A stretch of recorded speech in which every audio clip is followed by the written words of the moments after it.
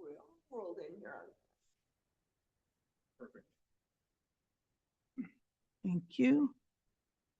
Find my agenda again. I don't want that. Why do you keep going to that? I don't want that.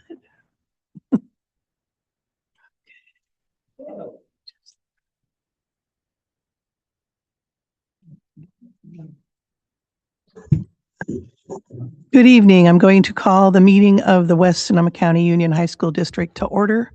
If there's anyone in the public that would like to speak on items that are on the closed session agenda, please do so at this time. Hearing none, we will go to closed session.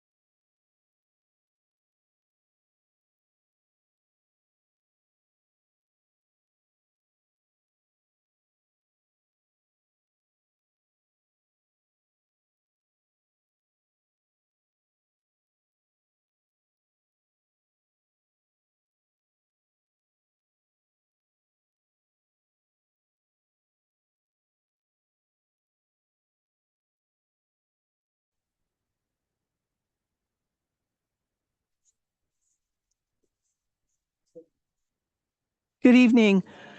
Good evening. Doesn't seem like it's on, Jenny.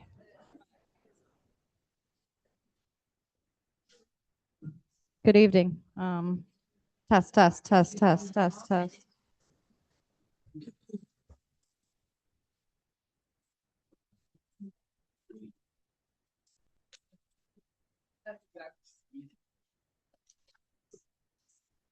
Testing, testing. It's gonna be finicky. Test, test, test, test, test. Hello? Oh, yeah, okay. Whoa. Hello, hello, hello. Good evening. I'd like to call the meeting back to order for the West Sonoma County Union High School District. And with that, we're going to start with the Pledge of Allegiance. Linda, will you lead us in the pledge?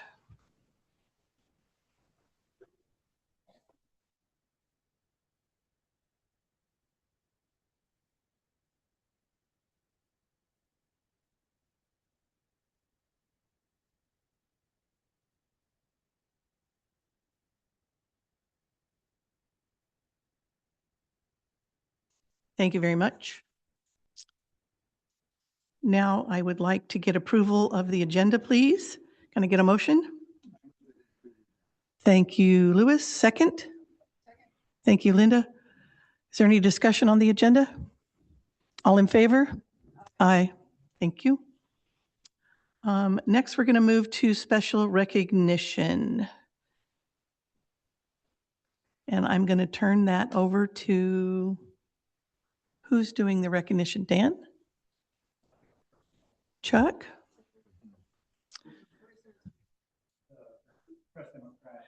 So the first recognition is going to be for the recognition of the Press Democrat Youth Service Award.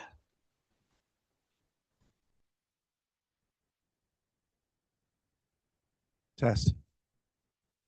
So actually for this one, I'm going to invite Mr. John Greck up.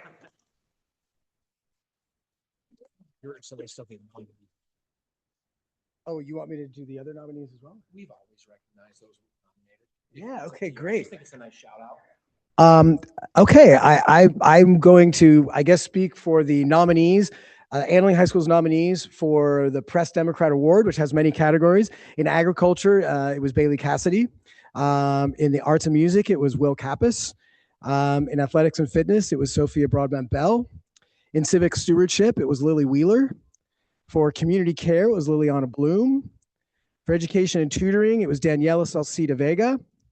In health and wellness, it was Stella Finley. Inspiring diversity, Jimmy Contreras. In Latinx services, Jose Martinez. In social services, Brooklyn White. And in STEM and environmental services, it was Kajay Rabi. And I have the honor of recognizing our one nominee who won the Press Democrat Scholarship. I'm talking about Kiara McKnight, who has been an incredible asset to this community, the Annalene community, for 4 years. She has done amazing work in so many different ways. The one way that the Press Democrat chose to recognize her for was through her contributions in journalism. She has been a main contributor and layout editor for the West County World, which is only a club. It does not have a class. We don't meet every day, but we put together a pretty fine product. It's an honor to advise that and to have seen Kiara's great contributions to the paper through writing and through editing. She's been our layout editor. Kiara speaks her mind very well. Kiara is, she knows the power of words, but for all her knowledge of the power of words, she knows that actions speak louder than words. And so for the last couple of years, she has run the Interact Club, which is a subset of the Rotary Club for community service. And as the president of our Interact Club, Kiara has built the club into something larger than any Interact Club in the history of El Molino or Annalene. We have 65 members. Most of those members are doing community service, thanks to the leadership of Kiara, thanks to the incredible organization that Kiara has put together. And she is headed to UCLA, and I have a very strong feeling she's not going to be resting on her many laurels, but continuing great work in community service through extracurricular activities at all levels. And I hope one day, as a member of the Rotary Club, that she will consider that. She has done everything from beach cleanups. Probably her and my favorite activity that we do all year as Interact is the Adopt a Family, where we, through the help of Rotary, we identify families that could really use some help during the holidays.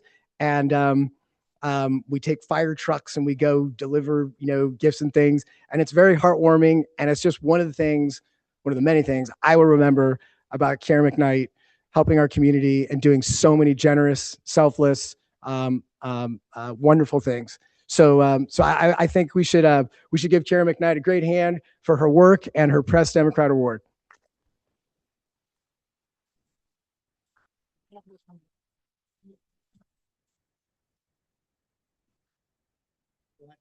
So, Karen, you can come up. Jessica's going to take a picture of you and Okay. Gosh, No, I should have had you come up here. do you want like the handshake or like? Yeah. Do we have like the?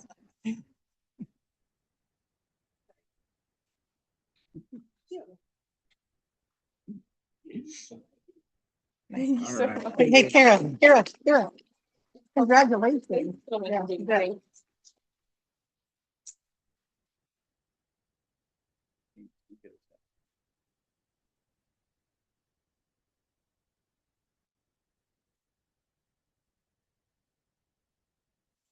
introduce this one. Sure, that'd be great. Okay, we're going to begin now the state champion portion of the program. First up in that category is Skills USA. Skills USA is brand new to us at Annalee. Couple of our teachers, Sarah Piccolo, Randy Hall, have really led the charge and created opportunities for students in a number of disciplines to compete with others around the state, to test their skills, show their mettle a little bit. And actually, in our first outing, we had a little bit of success. I'm going to invite Sarah Piccolo up to talk about that, please. Tell us what that was like.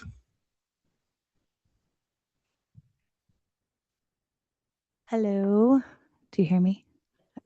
So this is off the cuff, unprepared speech, but it's going to be easy because I have had the honor and pleasure to coach Grace Vogel we didn't know what we were doing, kind of scrappy. She should have worn her coat tonight. She has a beautiful red coat and a beautiful, what would you call it, banner she won.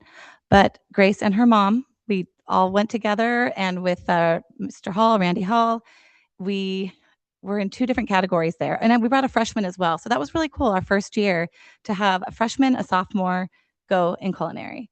And Grace, she competed with poise, with skill, and also she had a lot of fun. And she won. And I knew it was going to happen when it was, when she was competing. I was watching her cook behind this, it was at LA Tech Community College. And I wasn't expecting to be able to watch. In the past, we weren't able to, but I kind of got a glimpse of her and everyone working, and she was just dancing in there. And from experience in the kitchen, that's what you do. You dance. It's like organized chaos. And she was crossing her list off. They used her as an example of what to do in the debrief. And she won. She's going to nationals in Atlanta, Georgia. She's the best for the culinary competition in the state of California. And she killed it. She, very last minute, they said, we want you to do a custard garnish on your consomme, which a consomme is, for those of you who don't know, it's a chicken stock that is made from, she broke the bones down of the chicken, she made a stock, and she clarified it. And I literally was scribbling down on a piece of paper the recipe for the custard, and she was the only high schooler who did it. And I'm just so proud of her. And she's kind of become like an adopted daughter to me. I love her. And I'm just very, very excited for nationals. She's going to be up against 49 other students from all over the country. And she has a 5.5-hour competition. where she has to do a chicken 2 different ways and do a dessert, do an appetizer. And also there's exams. There's like a 50-question exam on skills, a 51 on what it means to be in Skills USA, as well as technical. There's a technical competition or a portion of the test, sorry. And she has to just go there again and dance and have fun and not burn herself, not freak out when people are having their own personal disaster next to her. And like I said, the best advice is faking it till you make it. And she didn't have to do much faking. She knew what she was doing. So that's Grace right there.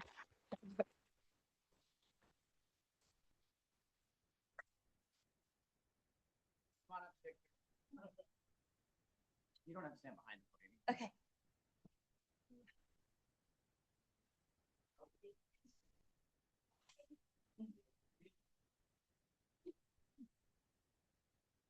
Congratulations.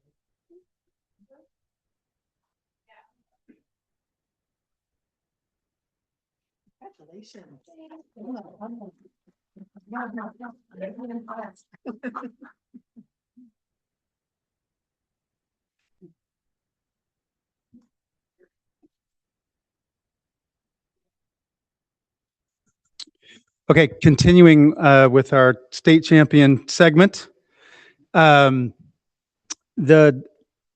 teams led by Emily Locke continue their Scorched Earth campaign across California this year. Emily, can you come up and talk a little bit about the Grapevine Evaluation Champions, please?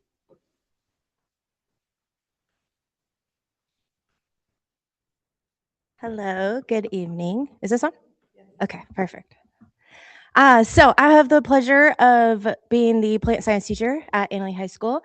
And part of that develops into our FFA program. FFA is an intracurricular leadership organization. So we're teaching students leadership and how to be good humans, but we're also teaching them hands-on career skills that connect with our industries. So this team kind of developed and formed from my pruning team, which I think everybody's familiar with. Our pruning team last year brought home our first state championship ever in Sebastopol FFA. And so we have a really great group of students who dedicate their winter months to pruning and learning all about the viticulture industry. This year, at the end of our pruning season, a group of students kind of approached me and said, we're really excited about this. Can we do grapevine judging? And that's something that I hadn't coached for a couple years. We took a couple years off with that. There just wasn't a lot of student interest in that particular time of year. We're super busy in our FFA world in the springtime. So I was really excited to have this group of students that wanted to kind of take on this challenge. In the contest, students are evaluating grapevines that are in production. So after they come out of dormancy, they judge different classes of vines. Each class has 4 different grapevines, and essentially they're analyzing them for the overall formation of the vine, the size and scale of the trunk, and either the arms or the canes, of depending on the style of pruning. They're looking at the quality of pruning, the amount of fruitful wood on the vine, and then within the canopy of the vine, the overall vigor and capacity of it, the health. They're looking at clusters and cluster formations. So they really have to have a background knowledge about everything kind of viticulture related. They analyze those and then they place them from best to worst in those particular classes. And then probably what they would probably say is the hardest part is what we call reasons. And so after they judge these classes, they give oral speeches to an official judge explaining, using proper terminology, why they placed those classes the way that they did. So they really have to be able to back up their decisions and give a solid, well-rehearsed, kind of on-the-spot speech in a good presentation, but also using that proper terminology. So we did have some great success. So we brought home the state championship down in Fresno a few weeks ago. And then individually, we had some really great highlights and success. I'm going to ask them to come up as I announce their names. First up, we have John Justice. John is a sophomore student who's been in our program for a couple of years. He does pruning. He's very, very good at it. And he was 18th overall in the entire state of California, which is really exciting. Congratulations, John. Next up, his partner in crime, Mr. Sebastian Alvarez Figueroa. Sebastian won a lot. He was 10th in wine cane, 5th in reasons, 2nd in table spur, first in wine spur, and then overall, putting all of that together, he was 7th overall in the entire state of California. Then we have Miss Lauren Brady. Lauren's a senior. She's actually a 2-time state champion. She was on my pruning team that won last year, and now she's on this team. So Lauren was 8th in Reason, 6th in Wine Spur, 5th in Table Spur, 4th in Cane, and she's the state reserve champion individual overall. So she was 2nd in the whole state. And then last but certainly not least is our other senior lady, Miss Bailey Cassidy. And Bailey kind of swept the contest. She was 8th in Table Cane, 3rd in Wine Spur, 1st in Table Spur, 1st in Wine Cane, 1st in Reasons, and was a state champion individually overall as well. So very, very excited. It was a really great short season for us, but really great success. And thank you for recognizing them tonight.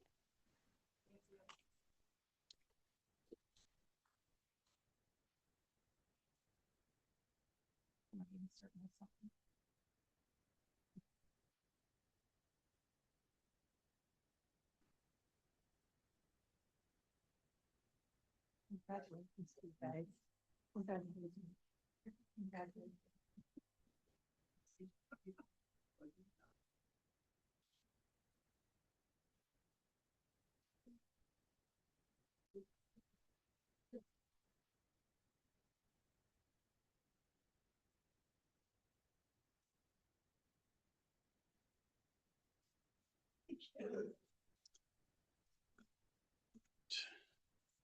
You want me to jump right in?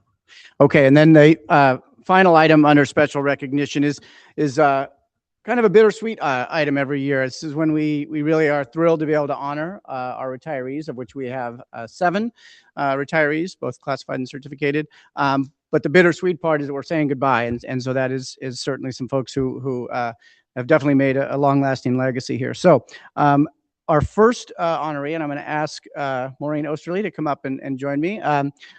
Our consortium director, and Maureen, a longtime special education teacher in the West Sonoma County Consortium, was not able to be here, Sarah Zills, but she did gather some comments and put together some comments regarding Maureen's legacy. So I want to take a moment to read that in honor of Maureen here. So it is a true pleasure to recognize Maureen and celebrate her 25 years of service to the West Sonoma County Consortium.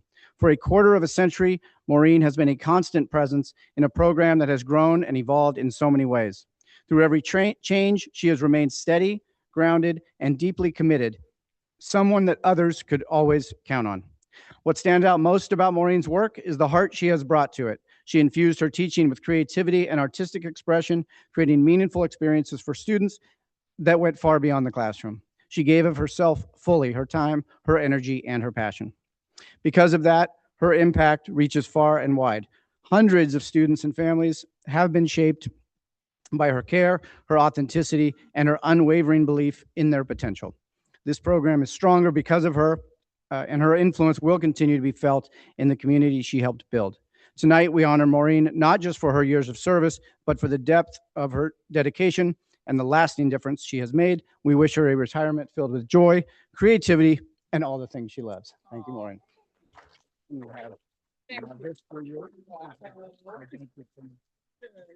And I think Jeannie will come up and we'll do a little. Congratulations. Thank to you. you. The other side, you're the- Okay. you're the honoree.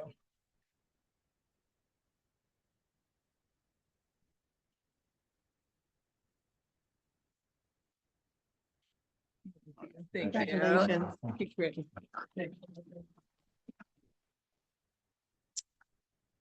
And yeah, now I'm going to have Principal Chuck Wade come up and recognize a number of our Annalee retirees.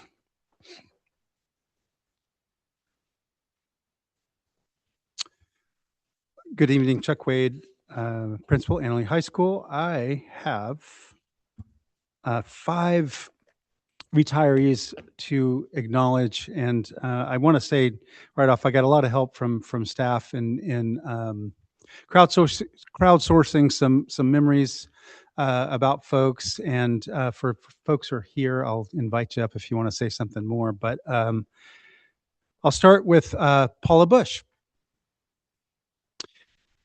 It's an honor to recognize Paula this evening as she heads into a well-earned retirement after 20 years of service to our district. Over those 2 decades, Paula has been a steady and dependable presence for students and staff alike, serving in a variety of roles, including paraeducator, behavioral assistant, TPP program coordinator. No matter the role, she's brought a deep sense of care, professionalism, and commitment to her work. In the transition classroom, Paula has been an essential part of building a strong, supportive community.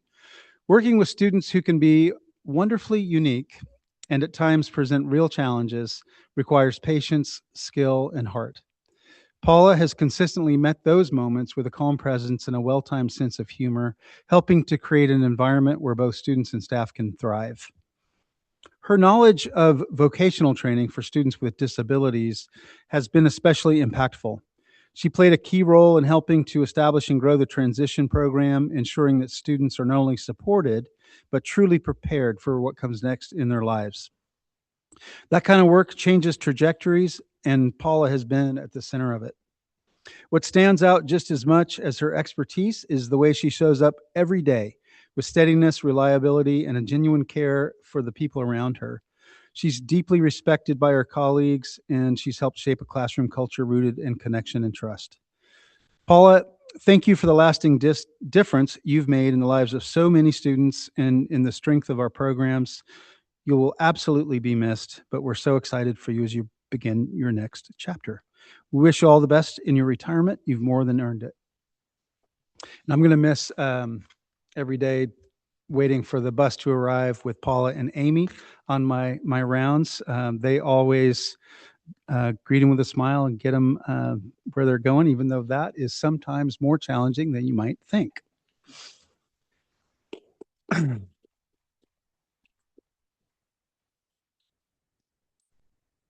Next up, Sharon Hallengren.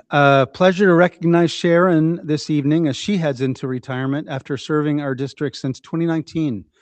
She was a registrar for a bit and then administrative assistant. From the moment you walk into our office, Sharon's presence is unmistakable. She brings a warmth and kindness that immediately puts students and families at ease, especially in moments when they may be feeling uncertain or overwhelmed. That first interaction matters, and Sharon has consistently made it a positive one. Behind the scenes, Sharon's also been instrumental in keeping our systems running smoothly. She's taken on some of the more technical aspects of our safety and accounting procedures this year, and she's done that with care and precision, helping to ensure that important work gets done right. What really sets Sharon apart is the way she shows up for people. She's always willing to jump in and help, no matter what's needed. She supports her colleagues in ways both big and small, and she has a remarkable ability to lift others up, even on the most stressful days. And then there's Sharon's laugh, joyful, unmistakable, capable of carrying all the way down the hall. It's a small thing, maybe, but it speaks to the spirit she brings to our campus and our front office every day. Sharon, thank you for your care, the positivity, steady support you've given to our students, families, and staff. You've made a lasting impact, and you'll be missed.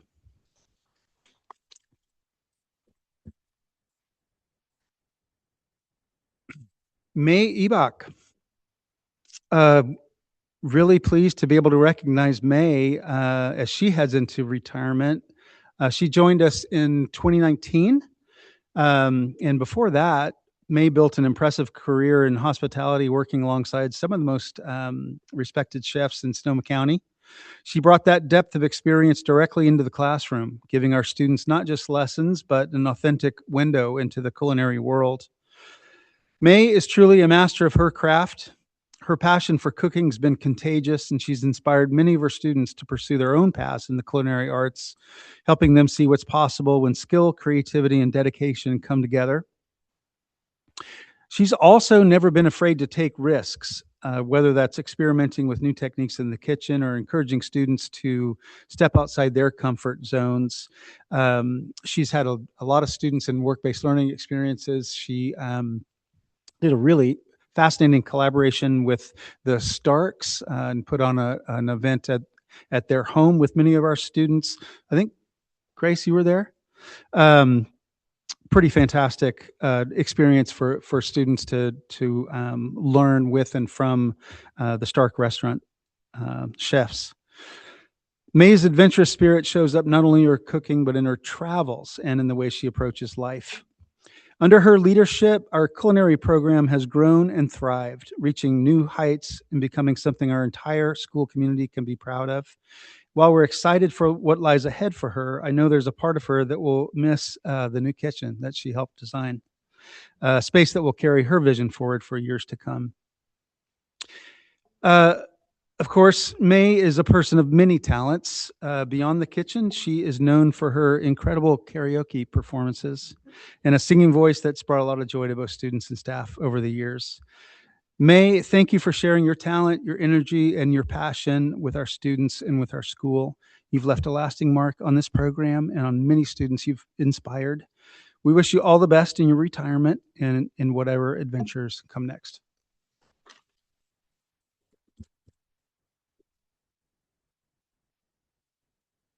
Julie McClelland. I know she'd want to be in this space to hear this, but she's out of town, I think. It's a great pleasure to be able to recognize Julie this evening as she heads into retirement after serving as our library media specialist here since 2016. At the center of our campus, the library is often described as the heart of the school, and in many ways, Julie has been the heart of ours. She's built meaningful, lasting relationships with students, creating a space where they feel welcomed, supported, and truly known. Julie's also a passionate advocate for the role of libraries in our schools. She believes deeply in literary freedom and in the power of libraries to foster curiosity, connection, and a shared sense of knowledge. That belief has shaped not just the space itself, but the experience students have when they walk through its doors. What makes Julie especially remarkable is the way that she shows up for students beyond the library. She is a constant presence at games, performances, and events. She's our #1 Lady Tigers basketball fan, a regular at dance shows and theater productions, and a familiar face cheering students on in all their pursuits. That level of investment speaks volumes about how much she cares.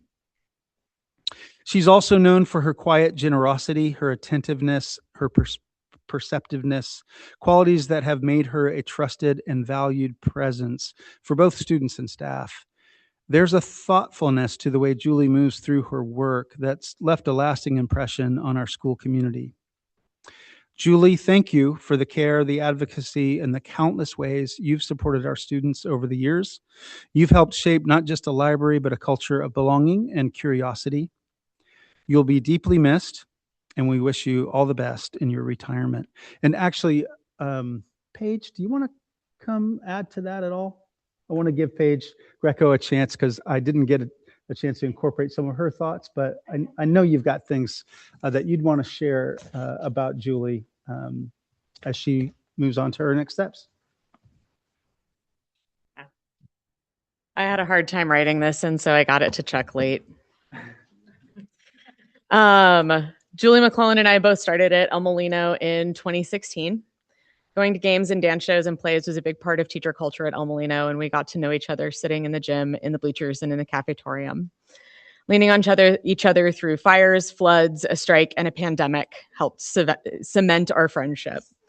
When Julie started here, the library was a place that few students and staff used and that hadn't been weeded since the Reagan administration. She transformed it into the beating heart of the school. When she moved to Annalee, she did the same thing with the library there. And there we actually found the Opera Goers Guide from 1901. So Reagan administration doesn't even begin to cover it. When El Molino and Annalee consolidated, she provided snacks and a safe place for all of us to scream as we adjusted and mourned. That's teachers and students alike. She can pick a kid that was mad about that out of a crowd, easy as breathing. Whereas a student may have different teachers from year to year, the relationships that they develop with Mrs. McClelland build and deepen over the course of their 4 years of high school. And none of these relationships develop by chance. Julie has a sixth sense for kids who are struggling emotionally and who need a friendly ear. She sees who comes in at lunch to hide behind a book because they don't have friends to hang out with. She sees who comes in hiding tears at brunch because a family member died. She sees who lingers after school because they don't want to go home. She sees who needs a quiet place to study because their home life doesn't provide a chaos-free zone. She soothes broken hearts. She listens. She connects students to resources, and students trust her. Students confide things to her that they hesitate to tell their teachers and sometimes their counselors. And then she celebrates their wins, whether it's earning a scholarship or scoring a solid $5 Friday deal at Safeway. Julie and I are not actually allowed to talk about the fact that she is retiring and moving away. I'm actually really glad that she's not here because that's the only reason that I'm acting like a sane human being right now. We tried once a few months ago, and we were both on the verge of tears before we'd really gotten a sentence out. This despite the fact that I helped her pack up her house into a moving van already. But my denial is selective, fierce, and deeply necessary. She has been my partner in crime since I moved here, and I have not known this place without her. And I know I'm not the only one who will miss her terribly.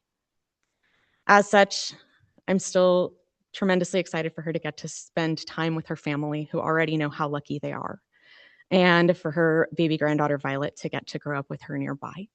So I, of course, wish her the best. If she has any sense that this means I'm not still going to be living in her pocket, she is dreaming. And I know that I speak for the rest of us too. Thank you.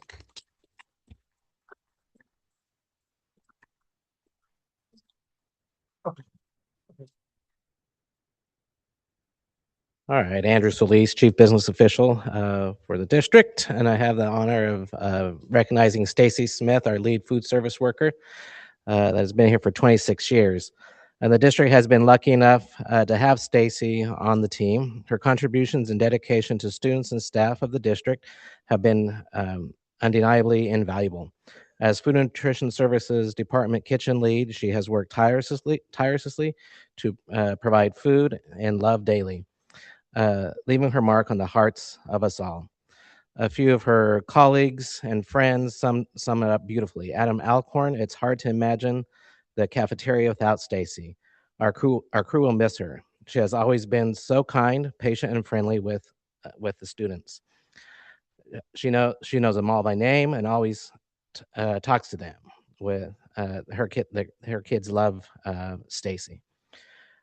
She notices when the kids are absent. She knows all the students' lunch numbers by heart, helping the students remember their lunch numbers. She's the best. Stacy's coworker Guadalupe says that Stacy is a wonderful human, dedicated to her work. She's strong, intelligent, and has a big heart. Her extensive experience gained over the years of her work have led her to become a person dedicated to her students. Amy Rodriguez, she is always patient. She's always worked seamlessly, even-tempered, friendly, and gives amazing hugs. Stacy's supervisor, Jessica Lyons, food service coordinator, she's very thankful that Stacy for her personality and for her efforts and her patience during her first years here with the district. She's devoted to the program and to the staff and to the joy that she works with. She's an incredible leader and has been relentlessly committed to feeding the students of West Sonoma County Union High School District in every day. And she'll be greatly missed. And we thank Stacy for all of her years of service and serving education.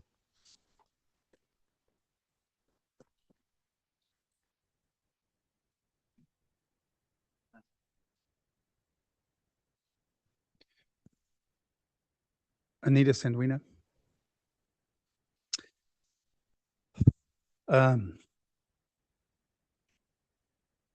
Honor to recognize Anita as she retires after nearly 3 decades of service to our district as a teacher and more recently as a teacher on special assignment. Over the course of her career, Anita's been many things: an outstanding art teacher, an incredibly thoughtful coach, a systems builder, trusted colleague.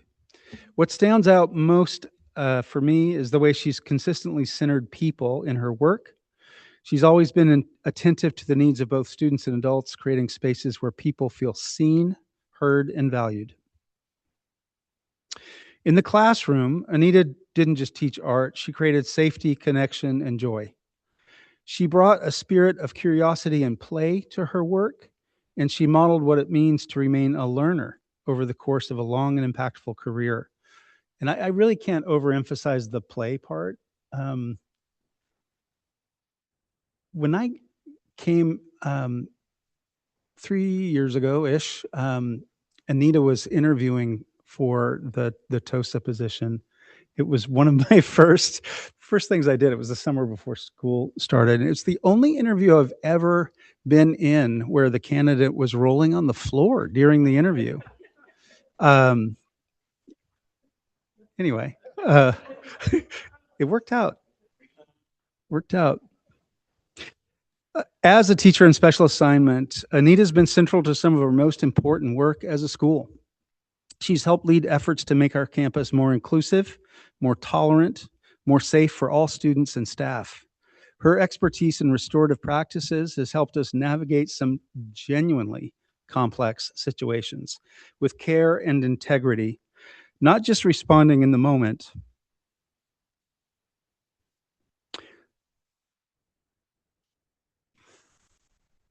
But building systems that reduce harm and strengthen community. Anita's done some really hard work there. She's also been a driving force behind our coaching work with teachers, helping colleagues reflect, grow, and move closer to the best versions of themselves. It's hard for me not to weep when I'm thinking about not having her here next year. Her ability to have difficult conversations with empathy and clarity is a rare and powerful skill, and it's made a lasting difference across our campus. On a personal note, Anita's been an invaluable thought partner to me. What were meant to be check-ins to support her work and to clear barriers for her have consistently become coaching sessions for me.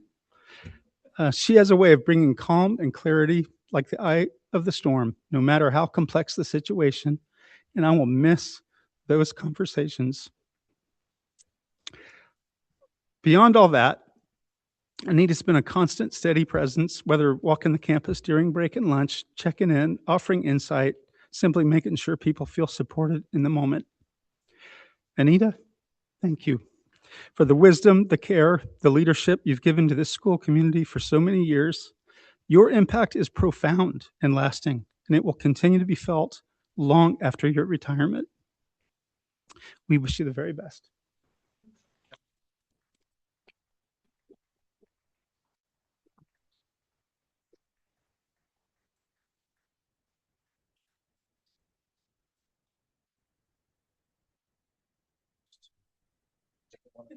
Yeah, love to get Chuck and Anita for.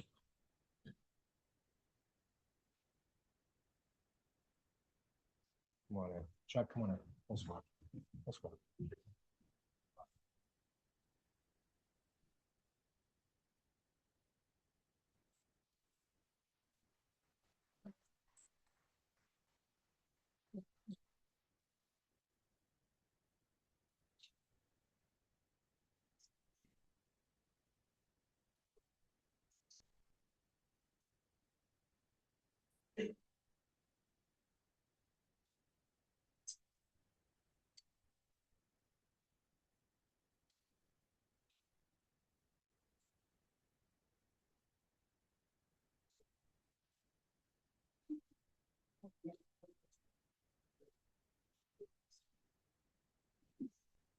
Thank you all for being here tonight, and congratulations to our retirees and to all of our awardees.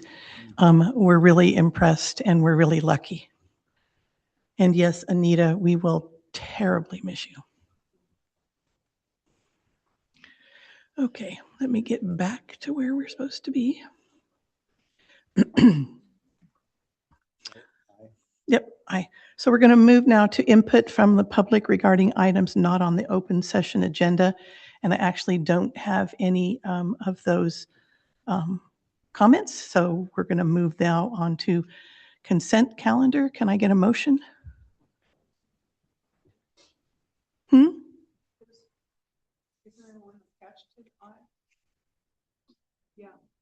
We're not going to read it.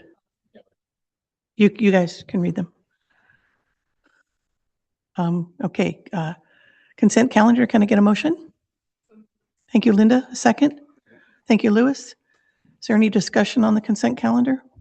All in favor? Aye. Okay, move down. Action on items. Hold on, my thing just jumped all over the place. Right. Action on items heard in closed session. Linda? During closed session, the board reviewed and approved a settlement in the amount of $27,000 with a $15,000 in attorney's fees in the matter of case student versus West Sonoma County Unified High School District OAH number 202-604-0122 by a unanimous vote. The Clerk Helton made the motion, President Fernandez seconded it, and let's see, Louis Buckner was an aye, Jeannie Fernandez was an aye, Rio Quintero was an aye, Sean Chernello was an aye, and Linda Helton was an aye. I'm sorry? The leave as well. Oh, he didn't give me the leave.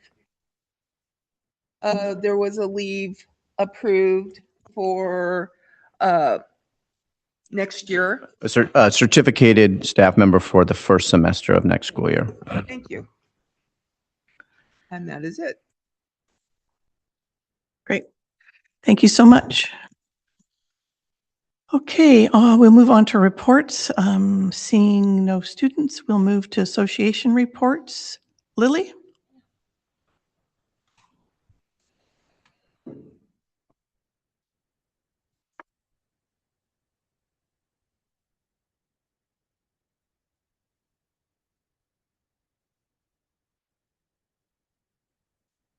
Hello, everyone. On behalf of the association, I want to thank all of you for helping us wrap up negotiations. This was a collaborative process, and our members overwhelmingly ratified the tentative agreement. The negotiating team has mixed feelings about some of the compromises that were made, but we consider those areas for future improvement. There's a lot in this agreement we're proud of. A big one, we're now the first district in Sonoma County to offer 3 weeks of district paid maternity disability leave. That's a big deal. Los Angeles Unified made national headlines recently for expanding their leave. They give 4 weeks, and it is significant that we're moving in that direction as well. We also know the raise didn't just appear out of nowhere. We appreciate the work it took to find the funding. The effort is noticed and appreciated. At the same time, I want to be real about something. We hear a lot about how strong our benefits package is, which is true, but our members made trade-offs to keep that. During the recession, we gave up raises for about a decade to hold on to those benefits. So when we talk about compensation now, that history is still there and that salary depression carries forward. The reality is, even when you include benefits, we're not the top paid teachers in Sonoma County. Harmony, Sonoma Valley, Roseland, SCO, Healdsburg, Mark West, they're all ahead of us in total compensation. As the only high school only district in the county, we're not where we should be yet. Moving forward, we really can't be in a position where raises are just about keeping up with inflation. That's just about staying afloat, not getting us closer to state average teacher pay. One other thing that came up this year is artificial intelligence. Our members feel strongly about protecting their work. We landed on a 1-year MOU, which was a compromise, but this issue is going to keep coming back because it matters to our members. Before I wrap up, I also want to recognize the 3 retirees who've had a huge impact on our district. Anita Sanduina, an incredible arts teacher and friend who became a trusted leader as our DEI coordinator. Maureen Osterly, who spent years dedicated to teaching our consortium students, and Chef May Eibach, who elevated our culinary program and prepares students for real jobs. They've each left their mark on this district, our students, and our community, and we're grateful to them. Thank you for the work it took to get here. We're proud of this agreement and we're ready to keep working together.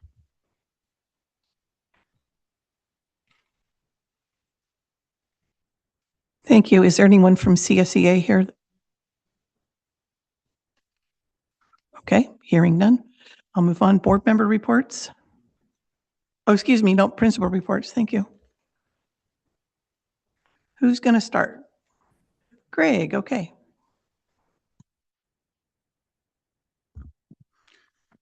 Okay, good evening. Greg Alexander, Laguna High School, Academy of Innovative Arts. I'll start off with Laguna High School. Last Friday, we had 4 students participate in the Overcoming Obstacles Scholarship Program event with the Sebastopol Rotary Club.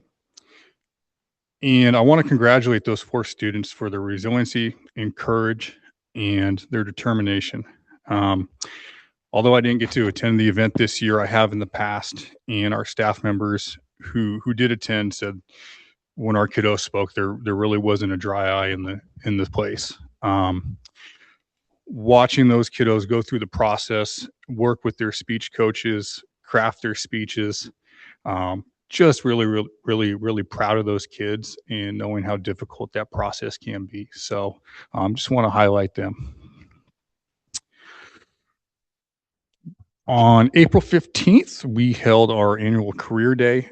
Students invited career professionals in their career fields of interest for one-on-one small group conversations. We had over 14 careers represented there, even included, which was really cool for me, a student from my first year who came back as an alumni who is working as a vet tech right now and getting ready to apply for some veterinary school. So having an alumni come back and speak with the kids was really cool. Really want to give a shout out to Annalee High School administration and Jared Brown. Prom was on a couple weeks ago, April 25th. Really awesome venue in San Francisco. Our kids had a great time. So just want to say thank you for including us in that and having us be a part of that. As we get close to the end of the year, I'm going to shift gears a little bit and kind of talk some kind of year in review here. But one thing I do want to say is, you know, we finally got awarded our Model Continuation School Award. And just reflecting upon that, that's a really neat deal that when I got hired 4 years ago, I had known that Laguna High School had been previously, you know, pretty much every year it seemed like a continuation school. So that was a goal. And what was really unique about that process was when I met with the visiting committee and they talked about what our staff was doing and the relationships they were building and what was going on in the classroom. And that's what the students were talking about. Really is just, you know, bring me some tears in my eyes. So with that said, we also, you know, made some changes this year. We revamped our entire wellness center. We overhauled the entire system with the help of West County Health. And we moved a lot of the spaces out of the office, and thanks to Jenny and team for helping us facilitate the moves. I think it has worked about as well as it could have in terms of not only relocation, but overhauling our pass system and how we triage students. It's been really positive. One of the other things we really try to focus on is exposure for our students, and really in some different areas. But this year we have had, at the end of the year here, we'll have a little bit over, or actually 21 different workshops provided to students. 8 workshops in the realm of wellness, 8 in internship and career focus, and another 6 in post-secondary education. And that is not including our biweekly youth wellness advisory that focuses on community and culture, and the number of SRJC workshops we've had helping students set up their SRJC portals and getting ready for school. Additionally, we've had students enroll in 18 courses at the JC this year. I do want to give some thanks to some of our community partners who helped some of these things happen. 10,000 Degrees, West County Health, Redwood Credit Union, Vita Reality, SRJC, Food for Thought, and La Rosa, locally down the street here. As we move into next year, one of the things that we really need to look at and come back to the drawing board is related to the chronic absenteeism. We're about 28% of our students have completely disengaged. So we got a lot of work to do there. And so we're going to be re-examining that. And we are also really looking forward to implementing whatever iteration of our new cell phone policy will be. We think that's going to be a major step in the right direction at Laguna High School, as long as I think we're all feeling that way for the district. Lastly, June 4th, is my favorite day of the school year, not because it's the last day, but because it's graduation. And our ceremony will be at 10 a.m. If you haven't received an invite, you will shortly here. So we really hope that all of you can make it. And if you, like I said, if you haven't got the invite, it will be coming out soon here. So looking forward to that. Shifting gears with the Academy. And on April 15th, myself, Cole Smith, Lee Moyne, and 6 students, we attended the Spark the Future event put on by the CTE Foundation. And really neat event, the first time I ever attended. And the Annalee Ag team was there as well, so it was great to see that. But essentially, a lot of the high schools are there with their CTE programs, highlighting their work and tabling. And folks are walking around and engaging with the students and learning about the work. And I was so proud of our kids. We had 6 freshmen there. And they absolutely rocked it. Presenting what they have worked on throughout the course of the year, engaging in conversations with folks, and ended up earning just about $600 for their efforts to go to materials and final freshman projects and that sort of thing. We are working on our freshman final projects right now, and the amount of creativity that we're seeing in the Innovative Arts class is really remarkable. Just to give you an idea of some of the things we have a couple of students working on they're building a trailer, and the theme is Survive the Zombie Apocalypse. So it's residential framing, residential electrical. We'll see how far they get, maybe some water filtration systems. So neat project there. We have students doing wood carvings, aquaponics, digital video creation, just to name a few. And so on March 28th, we're going to have our first set of student exhibition of learning here, and really looking forward to the students presenting their portfolios, their final freshman projects, and talking about not only their learning, but their process of learning and demonstrating that through their work. So we're excited to see that. We had students participate in a number of sports. Football, flag football, wrestling, swimming this year. So, it was great to see year one that students are taking advantage of that. This Friday, we will also be hosting here in this library, actually, a professional development day with Big Picture Learning. And we're really going to be focusing on our advisory and our advisory practices and how we can leverage that with a little bit more effectiveness. I've attended a number of these around, various parts of the state and the country. One of the really unique things is when we visit a school as part of the professional development, that school gives the attendees a problem of practice to help them problem solve. And so ours is, how do we leverage advisory? And so we're going to have some educators from all over the state, I think all the way ranging from LA to Fort Bragg here, and give us their perspective and see how they can help us improve our practices there. So looking forward to that. And I think second to last thing here, at the beginning of the year, when we started the school, I don't know if you remember, but we showed that slide many times of kind of the behind the scenes logistics process. So the WASC accreditation, the WASC visit, and the A through G approval. So, as you know, we got the WASC accreditation. And then just this week, we have all but one course for this year and next year approved for A through G. So eligible for UC CSU transfer, which is great. And then lastly, I want to thank everybody on this campus. The hard work, the dedication, the compassion this year, it's been really, really remarkable. So I just want to name some folks, but thank yous to Lana, Bruce, Josh, Jamie, Cole, Lika, Chris, Shannon, Katie, Michelle, Liz, Aaron, Dawn, Logan, Danny, Dale, and Marty. It has been a fun year, a challenging year, and lots of positive things happen. And so I just want to give thank yous to everybody because they all work extremely hard. Thanks. This past Saturday, the Russian River Rotary, which I'm a member, we hosted the West County Fix-It Fair right out here in the bus circle. And if there was an award for best fixer, it would have went to Jamie Allen. He was out there, 9th grader from AIA, tearing apart lawnmowers, chainsaws, you name it, getting them running again. I was blown away by how amazingly talented this 9th grader was. No fear whatsoever. So I just wanted to share that.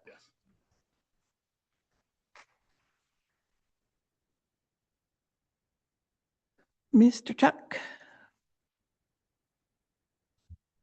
Here's my board report. I'm really glad this thing is here.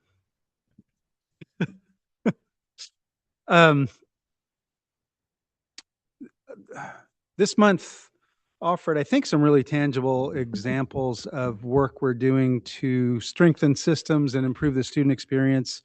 I want to mention 3 things in particular. 9th grade teams retreat. We had an innovation in action event and our first, hopefully, annual bonding of the bands. So I'll talk about each briefly. We brought our 9th grade teams together for 2 full days, actually in Somo Village at a co-working space there for a retreat focused on alignment and relationship building. Time well spent, I think, particularly given how critical 9th grade is to long-term student success. I'm really excited about that investment in building that group. Over the course of the retreat, the teams established their identities, landing on things like themes and names, and worked together to design the first week or 2 of school for our incoming 9th graders next year. Just as importantly, they aligned around shared expectations, common classroom practices, and systems that will help students navigate their experience more successfully from day one. This included everything from consistent use of Google Classroom and binder organization to coordinated approaches to norms, procedures, communication, how to go to the bathroom. What stood out most, I think, was a strong sense of collective responsibility that emerged. Our team centered on a shared purpose. These are our kids mindset, which I think is essential to ensuring that students don't fall through the cracks during that key year. Feedback from the event reflected the substance of the work and the value of the time together. Teachers consistently named the importance of having that space to collaborate and build trust, to get to know each other as a team. I think the foundation they built will directly impact the consistency and level of support students experience across their classes next year.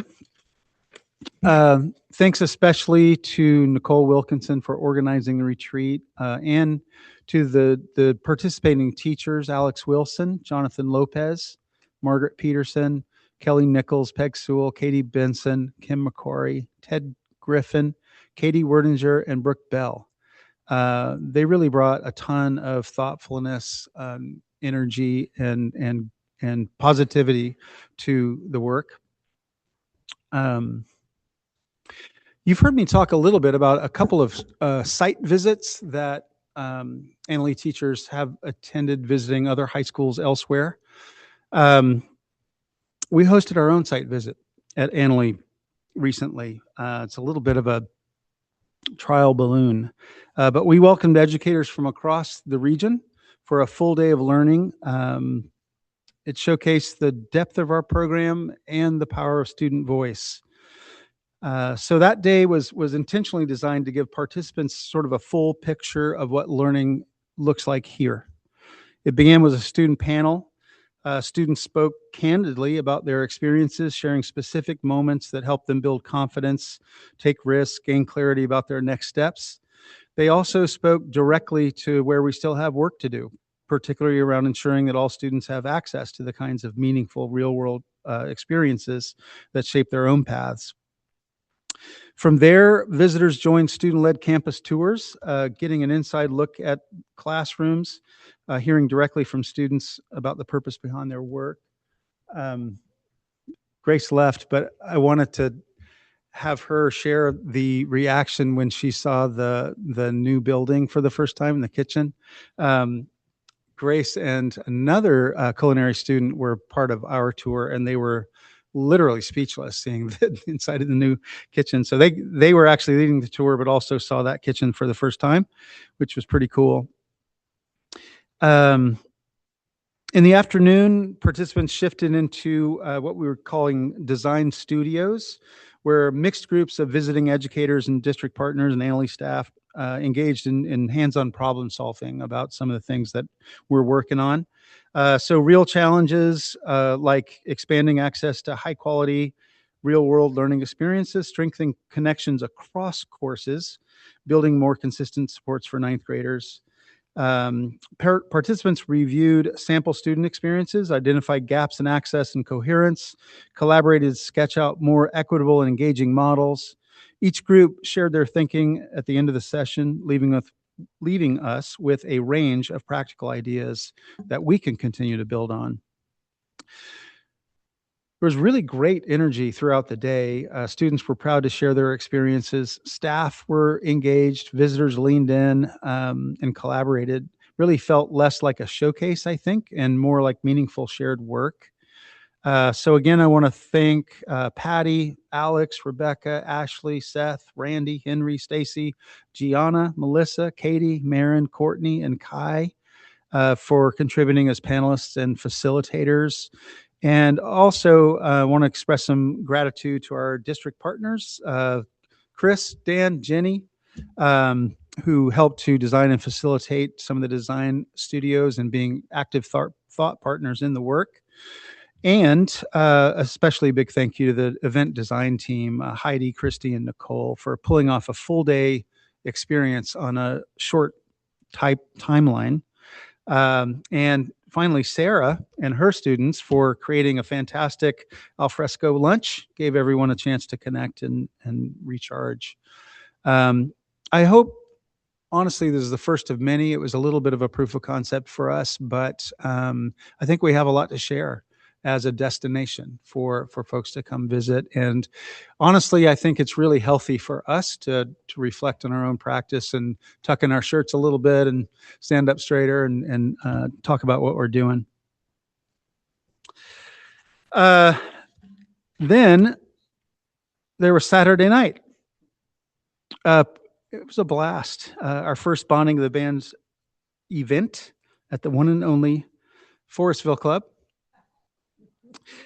Brought together staff, friends, and community for a really fun, meaningful fundraiser to support our Link Crew and Houses programs, really central to our student connection and engagement efforts on campus. We ended up raising about $1,500 for those programs, but way beyond that, I think the event was successful in just bringing us together as a community. From the initial idea through planning, recruitment, and execution, it was a community effort really led by Gianna. It was her idea, and she put the whole thing together, worked really hard to make it happen. It raised the funds for the student engagement programs, like I said, but really also strengthened the relationships and sense of connection that we hope will carry over into our daily work with students. So in addition to Gianna for her leadership in bringing that idea to life, I really want to thank Anita Sanduina, Jason Carpenter, and Adam Alcorn and their bands, which they brought to share their talents at the event. Some amazingly talented folks. And then especially also to Casey Jones for stepping in and quite literally saving the day around the sound. He also set in on some songs. Thanks to everybody who came out to support. It'll have a direct impact on our students and I think on our staff culture also. Across all three of those events, through line is pretty clear.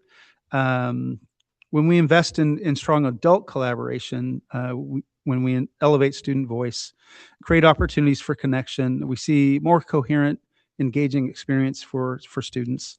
And I'm grateful to work alongside a team that continues to make that happen. Thank you so much, Chuck. Great information and great things you guys are doing. I really appreciate that. I'm sure the board does. Okay, we're going to move on to board reports. Rio? None at Thank you. this time. Sean? None. No Thank report you. tonight. Linda? Have anything tonight? I'll pass too. Okay. Well, you know, I always have something. But the first thing that I want to say is a huge thank you to our administration for coming out to the Anley Alumni Golf Tournament dinner. That was really wonderful. And our very own Dan Blake was our auctioneer. He was amazing. Let me tell you, he really jazzed up the crowd and got people excited. And our live auction made $15,600. We don't have all the total funds yet, and what that's not come to fruition yet, but it was a very eventful, very tiring day. You can ask Linda. We were there all day and night long, but it was really great. And what's really special is that the money that we raise, we turn back into stuff that the facility needs here at Anley High School. So that's really, really important. The other thing that I wanted to let you know is that the Sonoma County Trustees Association is getting itself off the ground. We have our bylaws done. There is a resolution. Both the bylaws and the resolution will come here to this district, as it will to all 39 school districts. And we will be able to hopefully, as an organization here, join that organization and be able to get on board with what that organization is going to provide. Hopefully it will provide conduit for communications with trustee to trustee and some education opportunities, possibly some legislative action opportunities. So I think there's some good work being done there. So I just wanted to bring that to your guys' attention. That we'll seize that probably in the next couple months. That's my report. We'll move on to the superintendent. Thank you. I'd like to start off by congratulating the retiring class of 2026. We heard many great things in terms of what those folks have been able to do throughout their careers here, and many, many thanks to them and wish them the best in their next endeavors. So many folks have touched on things and items that I had wanted to discuss, so I'll keep that brief. As Lily mentioned, I think we are equally proud of the TA that we reached. I want to thank the WCTA negotiating team as well as our own. It's a tireless process, and I think that we've established some really good collegial trust at the table. Again, no lawyer, no CTA rep. We were able to avoid that again for the third straight year. I believe that we've done really good work collegially with WCTA, good work and goodwill over the past 3 years. We're looking forward to reaching a TA with CSEA hopefully next Friday. So hope to share good news and wrap things up with our CSEA partners as well. I was honored to participate as a guest morning speaker for the 4th year in a row at Overcoming Obstacles last Friday. Very proud of our 8 students, 4 from Laguna and 4 from Annalee, who were selected for this scholarship opportunity. We're working hard to continue to navigate the SRCS IDT policy change. To date, we have 53 approved from Santa Rosa City Schools. But again, we've averaged over 100 the past 3 years consecutively, and we truly won't know how many of those pre-enrolled freshmen will actually materialize until August. That being said, we're continuing to analyze FTE enrollments, and our plan has always been to build a master schedule to accommodate the 1,440 or so pre-enrolled students, regardless of whether all the incoming freshmen materialize. I'm happy that we've been able to identify and rescind a number of certificated layoffs. Dan Blake will talk more about that in detail when that item comes up. Reductions are always difficult, and we don't make those decisions without a diligent analysis and a thoughtful approach to that process. I'm really proud of what I'm going to say next. I'm deep in the LCAP revision process, and as we approach the end of this year and my 4th year as your superintendent, I'm proud that we are realizing our mission statement and achieving the goals written in our district-wide strategic plan, and it's reflected in the data. CASP scores, graduation rate, college and career indicator, safety data metrics, English language learner reclassification rates, youth roots data, AP scores, the work that we've done around access and belonging, our new school model, standards-based grading, coaching community, CT and fine arts programs. We're no longer eligible for differentiated assistance. Laguna achieving a model continuation award status yet again. WASC accreditation for Annalee, Laguna, and AIA. We created a new school and opened doors to an inaugural class to serve a demand and a need of resident students that was clear. That was no light lift. A through G approval for all of those courses was in alignment with our goals all along to ensure that that program allowed for students to explore all options post-secondary. I'm really inspired what a bell-to-bell cell phone policy can do to further enrich the student experience that we've developed, all in alignment with the needs and interests of all of our students. Chuck mentioned demonstration day. I was truly impressed with the day that he and his team put on, and you could hear the feedback and admiration from the neighboring districts that came to learn from us. It was just an honor. The 9th grade teams retreat, I think, inspired, and I got to give Dan Blake credit for this idea of creating a professional development co-op space, really unique and special to our district here on this campus, that not only can our staff utilize when we're doing some of these amazing release day opportunities, but perhaps other districts. This is an amazing space, and we want to leverage all that it has as a community school model. So we're in the process of developing that. Dan and Chuck and Nicole are going to take the lead in developing a really cool co-op space where our staff and others can do some learning. The cell phone committee, we've completed 2 of our 3 meetings. Valuable input has been gathered, and we're honing in on our strategy for implementation. AIA enrollment is continuing to grow. We're enrolling students for both the 9th and 10th grade cohorts. I want to make sure I'm clear regarding the language that we're using. These are goals. We don't have enough data to declare enrollment trends. We initially set out a goal for 60 per class. We realized that that wasn't necessarily realistic. We recalibrated that goal for 30. We had 25 students enrolled. This year, we believe strongly that we'll mirror that class. I believe that there's 18 solid enrollments right now. And this is a program that Santa Rosa City Schools can't block because it's unique to our district and the county as well. Greg mentioned the Model Continuation Award. Is really proud of the Laguna staff for that. I'm so looking forward to next week's staff appreciation lunch, food provided by A&M Barbecue. Thank you, Linda, and funded by the Annalee alumni as well as the district. Jeannie mentioned the golf tournament, Annalee Alumni Golf Tournament dinner. It was a great event. I ate more German chocolate cake than I probably will in the next 10 years because I bid on a cake and won it for the table and had to take the leftovers home. Dan Blake was awesome, as Jeannie mentioned. We raised a ton of money, and I believe that we may have set a new record, even though Loretta's still counting cash. I'm just so proud of our students, our school, and our staff. Thank you. Thank you very much. Okay, we're going to move on to education services. Consideration of approval of resolution number 20, May 2025, 2026, Pride Month. Can I get a motion, please? Thank you, Linda. A second. Thank you, Sean. Chris? Yeah, we're just proud to continue to bring this back. This, is deeply rooted in the work of our former DEI and now ABC committee. Have to give a shout out to the students that really advocated for this in year one. And yeah, we just recommend that the board approve, and we continue to fly that flag on Harvey Milk Day. Fantastic. Is there any discussion on this?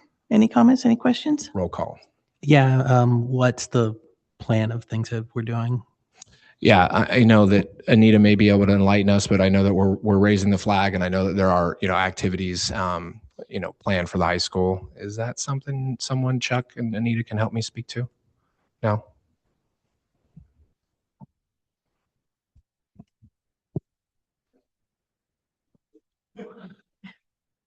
They will have some stuff in the works to celebrate. Thank you, Ria. Okay, any other questions? All in favor? Roll call. Oh, roll call. You're right. Excuse me. Thank you. Go ahead, Jessica. Trustee Gutera. Trustee Trinella. Trustee Helton. Trustee Buckner. Trustee Fernandez. Aye. Thank you. Thank you very much. Okay, next is consideration of approval of a resolution number 21, May 2025-26 regarding hate speech. Can I get a motion, please? Thank you so much. Lewis, second? Thank you, Linda. So second? Okay, go ahead. I want to recognize Jessica a bit here. Many people don't know that she came from a background working in DEI in her former role, and this was something that she brought to my attention, and then onto the ABC group to really look at something that could really acknowledge the district's stance regarding hate speech. So if any of the folks, Lewis, feel free to add anything. Dan, Chuck, Anita, come on up. But we really stand, firm on our principles of creating an equitable and safe environment for all. So. Yeah, so I'm here just to talk a little bit about the process that we went through as the committee. So as Chris said, we originally had this idea through the board to think about a resolution on the N-word specifically. And we took that to committee and we thought about it a little bit, and we said, well, what do our folks on our campus that identify as Black think about this? Let's talk to them before we do this. So I went through an extensive process of empathy interviews with students on our campus in this group of folks and asked them to look at the language that I was presented on the N-word and to read it and to tell me their thoughts. And the upshot of it was that the students had really complex responses to it. And it wasn't like a, yeah, let's do it. It was like a, well, I don't know. Let's think about this. And so I brought these empathy interviews just kind of word for word back to the committee. We read through them and then had a discussion about what we thought was the best thing to do. And many of our committee members agreed with many of the students that we interviewed that we thought it should be a broader thing. Like if we were going to do something, let's go big. Let's include all members of our community, that are targets of these hateful words, not just a particular word. We're going to, of course, be thinking about that word. But so the committee recommended instead that we do a resolution on hate speech. So Lewis worked on some language for us. We brought that back to the committee, edited, talked about it some more. And so the language that you see attached to this meeting is what the committee approved. And ultimately, what we like on the committee that we have in the resolution is something on education and making sure that students are communicated to about this, staff is communicated to about this. And so the committee is going to continue to work on integrating education into one of the places we hope for is ninth grade teams, so that we educate our freshmen on on what this is and how it is, so that as they go through their experience at high school, they'll understand it. So that's some stuff that we're working on. And that also includes the Pride Month, coming up with educational things that can move forward through our community and be communicated that way through the Morning Roar and through ninth grade teams, things like that. So, yeah. Okay. Thank you. Yeah. Lewis, do you have anything you want to add? Great. Thank you. Okay, any discussion from the board? Hearing none, roll call. Trustee Kutera, Trustee Trinella, Trustee Helton, Trustee Buckner, Trustee Fernandez. Aye. Thank you.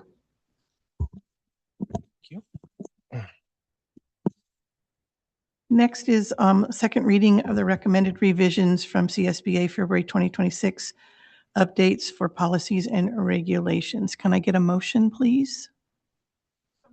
Thank you, Linda. A second? Second. Thank you, Louis. Appreciate it. Chris? Unless there's any specific questions, this is second read. We try to put all the detail in regarding which option of CSBA gave us multiple, which ones we're not adopting. I'm happy that I believe that this is our last bulk update from CSBA. However, I am confident in our alignment with CSBA. Not all districts do, choose to subscribe, and I believe that puts us in a position to have sound policy all the way around. We will have a couple policies coming as a first and second read in June. Obviously, the bell-to-bell moment of communication devices policy will need to be updated as we selected option 1 preliminarily, but to align with our new initiative. And I want to acknowledge that Chuck and his team, variety of staff at Annalee have really identified some strategies and policies around class changes. And we've navigated, some various interesting situations with regard to free periods, right? And how they meet the interests of different students. So we will be bringing forward at least a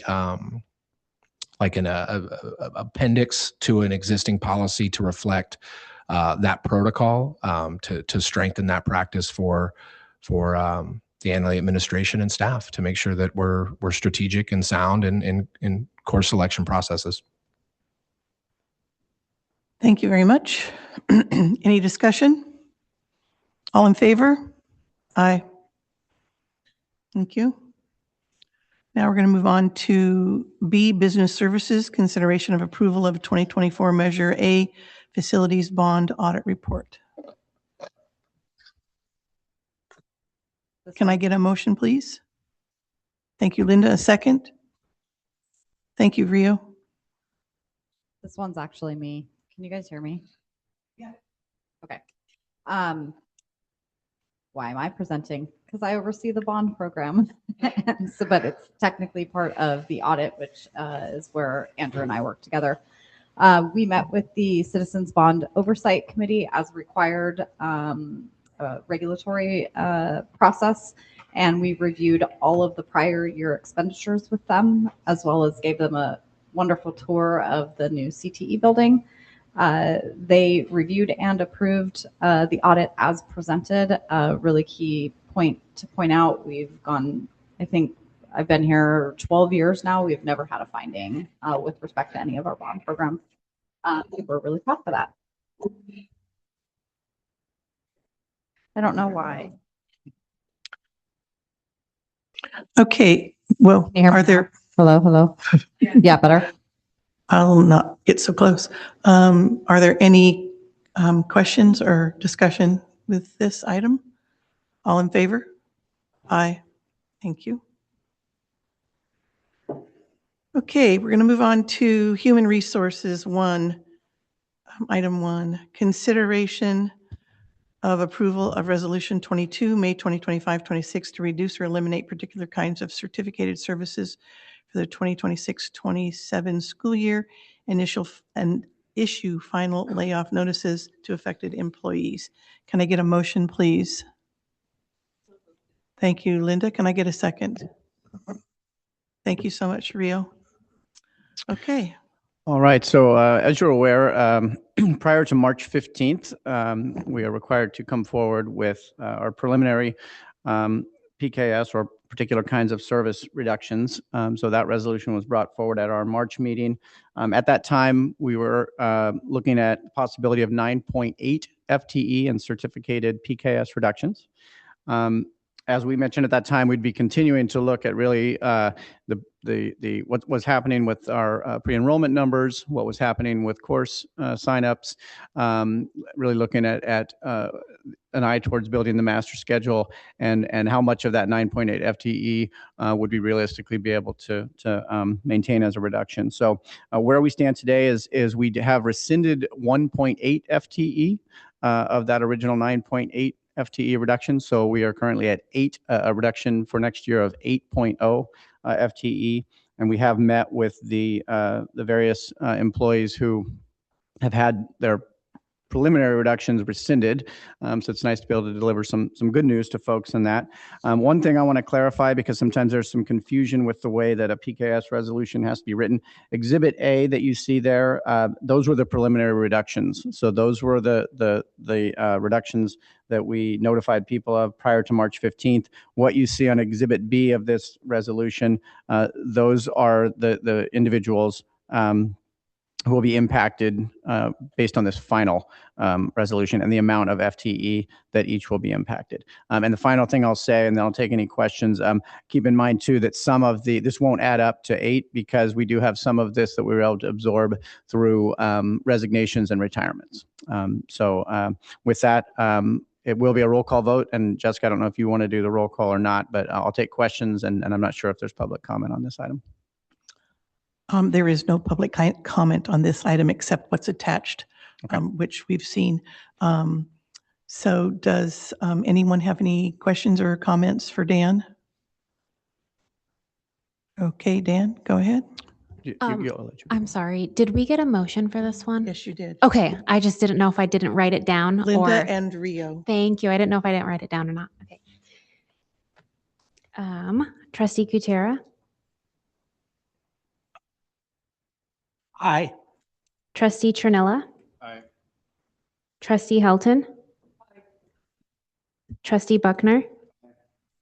Trustee Fernandez. Aye. Thank you. Thank you.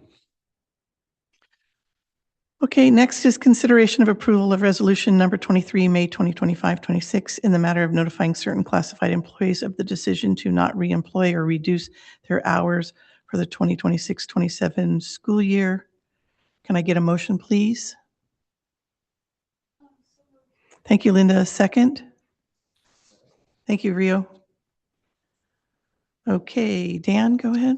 Okay, similarly, we have our March 15th deadline for classified layoffs. And so that resolution was brought to you as well at the March meeting. That one at that time, we had 4.418 FTE of reductions.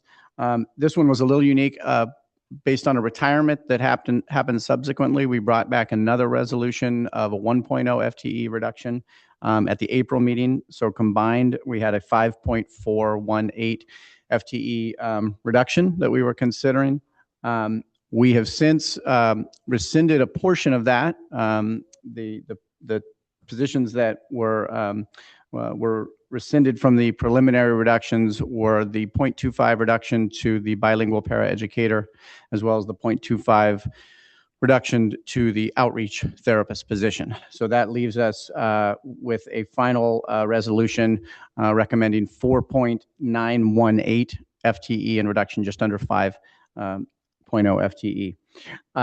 The other final point I want to make on this one of the items that is included in that is a 10-day or 0.043 FTE reduction to the attendance clerk position. That is still in the process of being negotiated with CSEA. So we're bringing it forward on the final resolution so that we meet all of our statutory deadlines. But just want to make a note that does still need to be, that 0.043 FTE does still need to be negotiated with CSEA. And with that, I'd be happy to field any questions. Okay, does the board have any questions or comments? We do have a couple of speakers on this item.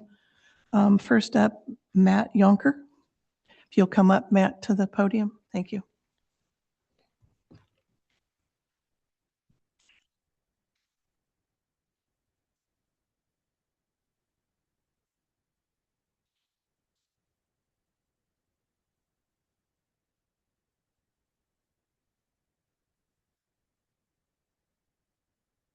Good evening. Good evening, board members. My name is Matt Yonker, and I'm a technology systems specialist in the district.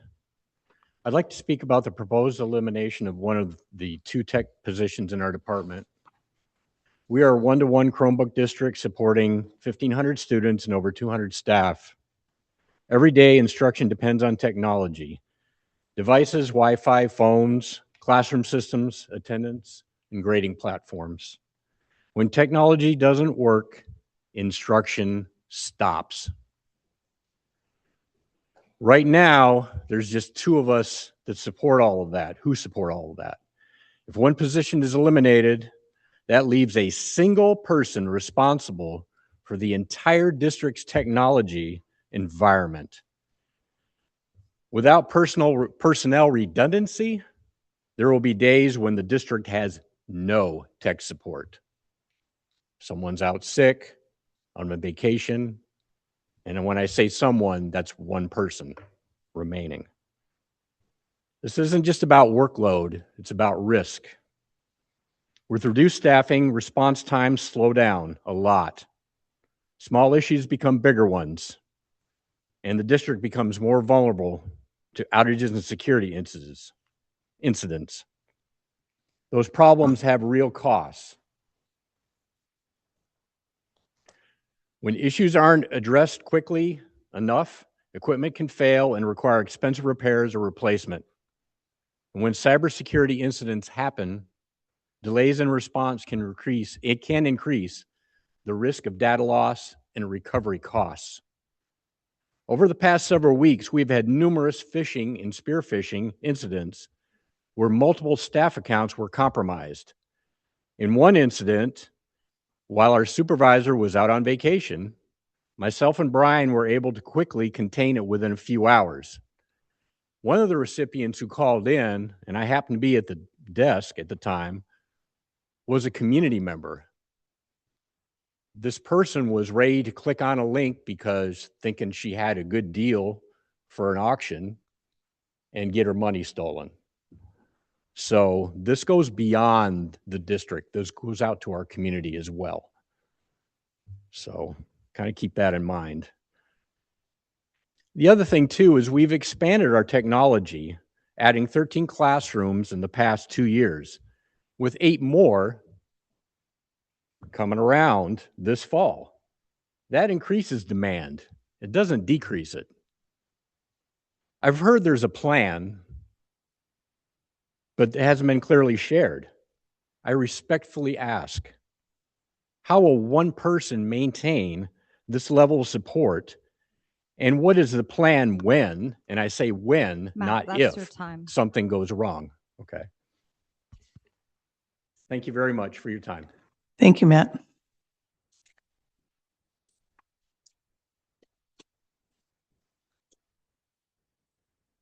And Ann Peterson.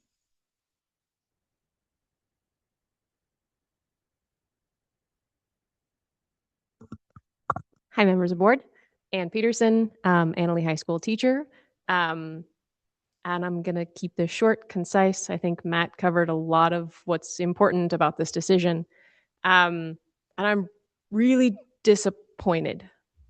I'm disappointed that this is still up for a vote, that this isn't something that got taken off.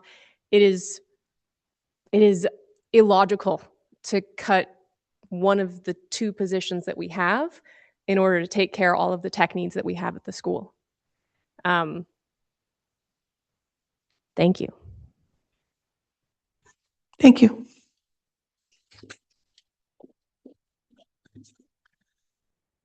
Okay. So with that, we have a resolution, and Jessica, will you do the roll call? Trustee Kutera.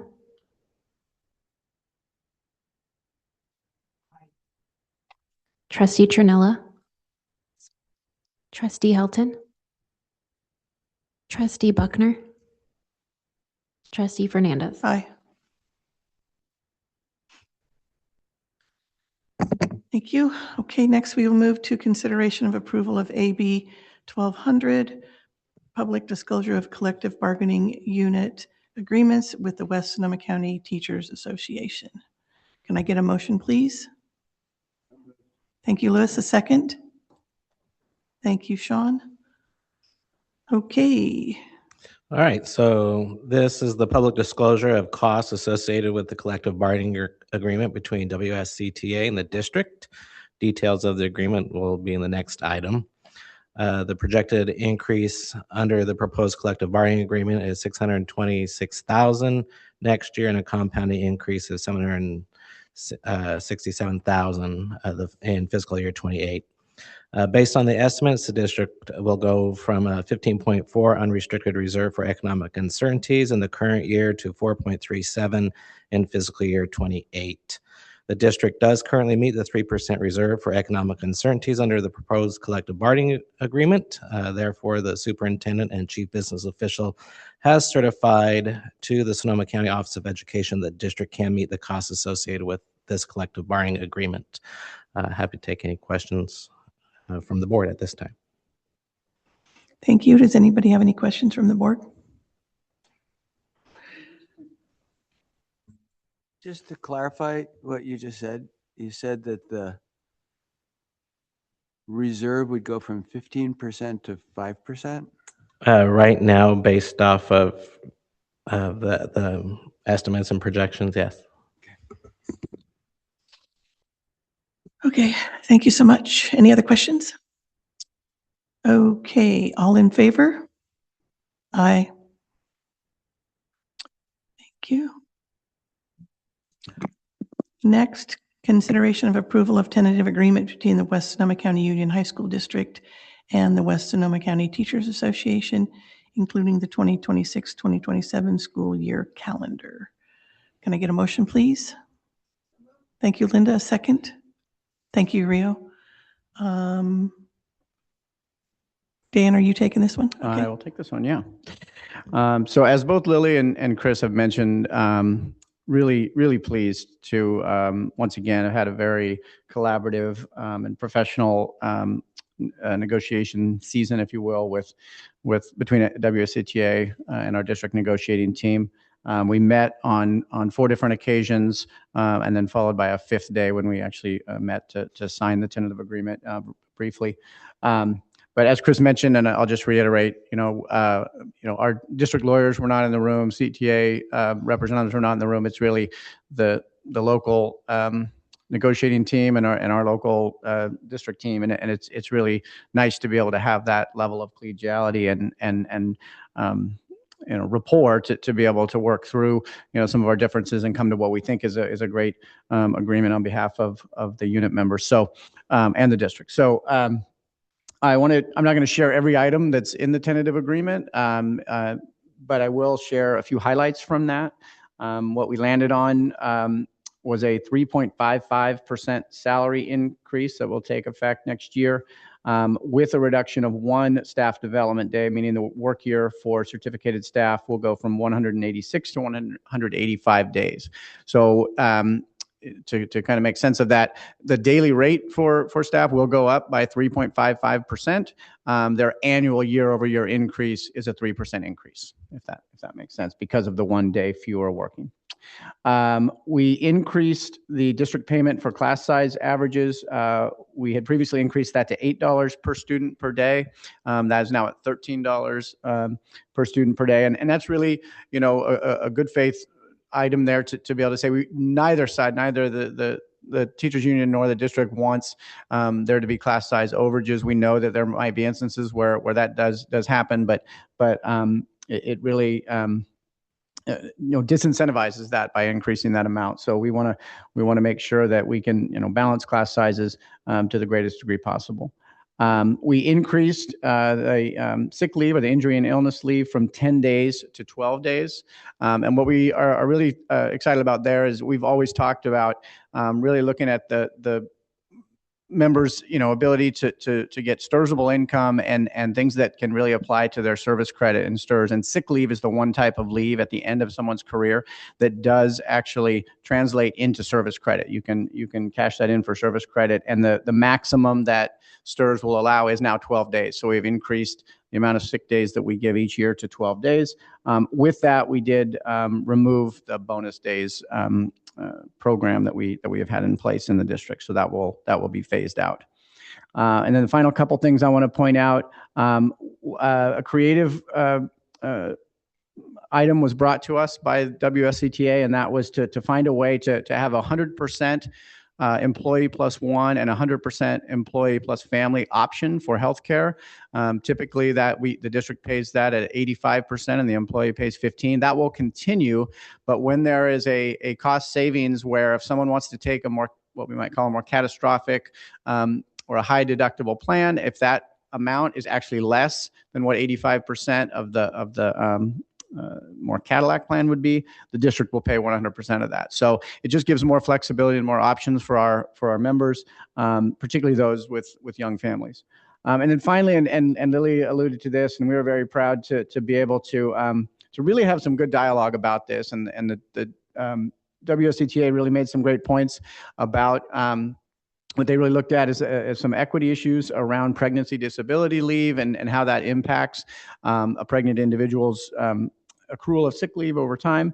And so, as Lily mentioned, we're the first district in Sonoma County, and one of the few around the state. Really, there aren't too many around the entire state that have added this layer of, in our case, an additional 15 days of paid leave, full paid leave during that pregnancy disability window. So very proud of that as well. So the entire agreement is attached if people want to look at all of those details, but those are some of the highlights that I wanted to be sure to point out. So thank you, Lily, and the entire negotiating team. We're really excited to get to this place. Thank you so much, Dan. Is there any questions for Dan on this? Any discussion? Okay, all in favor? Aye. Great. I'm sorry, I misspoke, by the way. I went to item 4 when I announced this, so that was the agreement with the teachers union. Next is the calendar. Consideration of approval of attendance. Oh, sorry. You had it right. The calendar was attached. We have in the past, we've sometimes done it as a separate item because the calendar was approved prior to the full tentative agreement. In this case, the calendar was approved as part of the tentative agreement, and so it's included in there. You'll see that. I know a lot of our neighboring districts will be happy to have that finalized. We've been getting a lot of inquiries about getting that finalized, so we will get that out to them ASAP. My bad. I was just confused. That's So okay. Now I understand. Okay. So we will move on to number 5, consideration of approval of MOU between West County Union High School District and the West Sonoma County Teachers Association regarding artificial intelligence. Can I get a motion, please? Second? Thank you, Louis. Thank you, Linda. Okay. Again, this was an item that we had a great deal of dialogue on, and Lily referenced this in her comments as well. In the end, where we landed was for 2026-27, which enter into a memorandum of understanding. The main point of which is that first sentence, which is the parties agree the district shall not implement or utilize AI systems to displace bargaining unit positions without prior written agreement of the union. So that's sort of at the core of what our conversation about this has been. There's a statewide committee that is looking into this issue, made up of a lot of different educational partners, and so we were really feeling like we wanted to sort of wait for some of that guidance to come out before we put anything into the collective bargaining agreement, but we were certainly comfortable with for 26-27 entering into this MOU, and so that's what you have before you. Thank you so much. Any discussion or questions regarding the artificial intelligence item? Okay, all in favor? Aye. Thank you so much. Next is consideration of an MOU between West Sonoma County Teachers Union and the West County High School District on stipends for 9th grade team leads.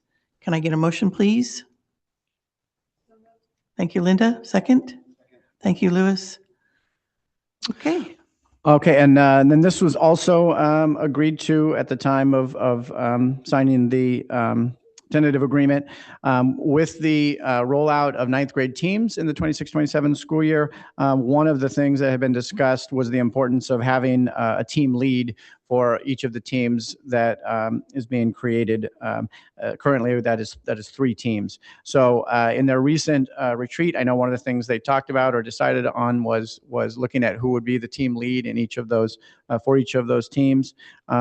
And that individual will receive a stipend in the amount of $2,500 for their work as the team lead. We felt it was important to have that role and to compensate those folks who are going to go above and beyond as a team lead. So that's what this this MOU before you is.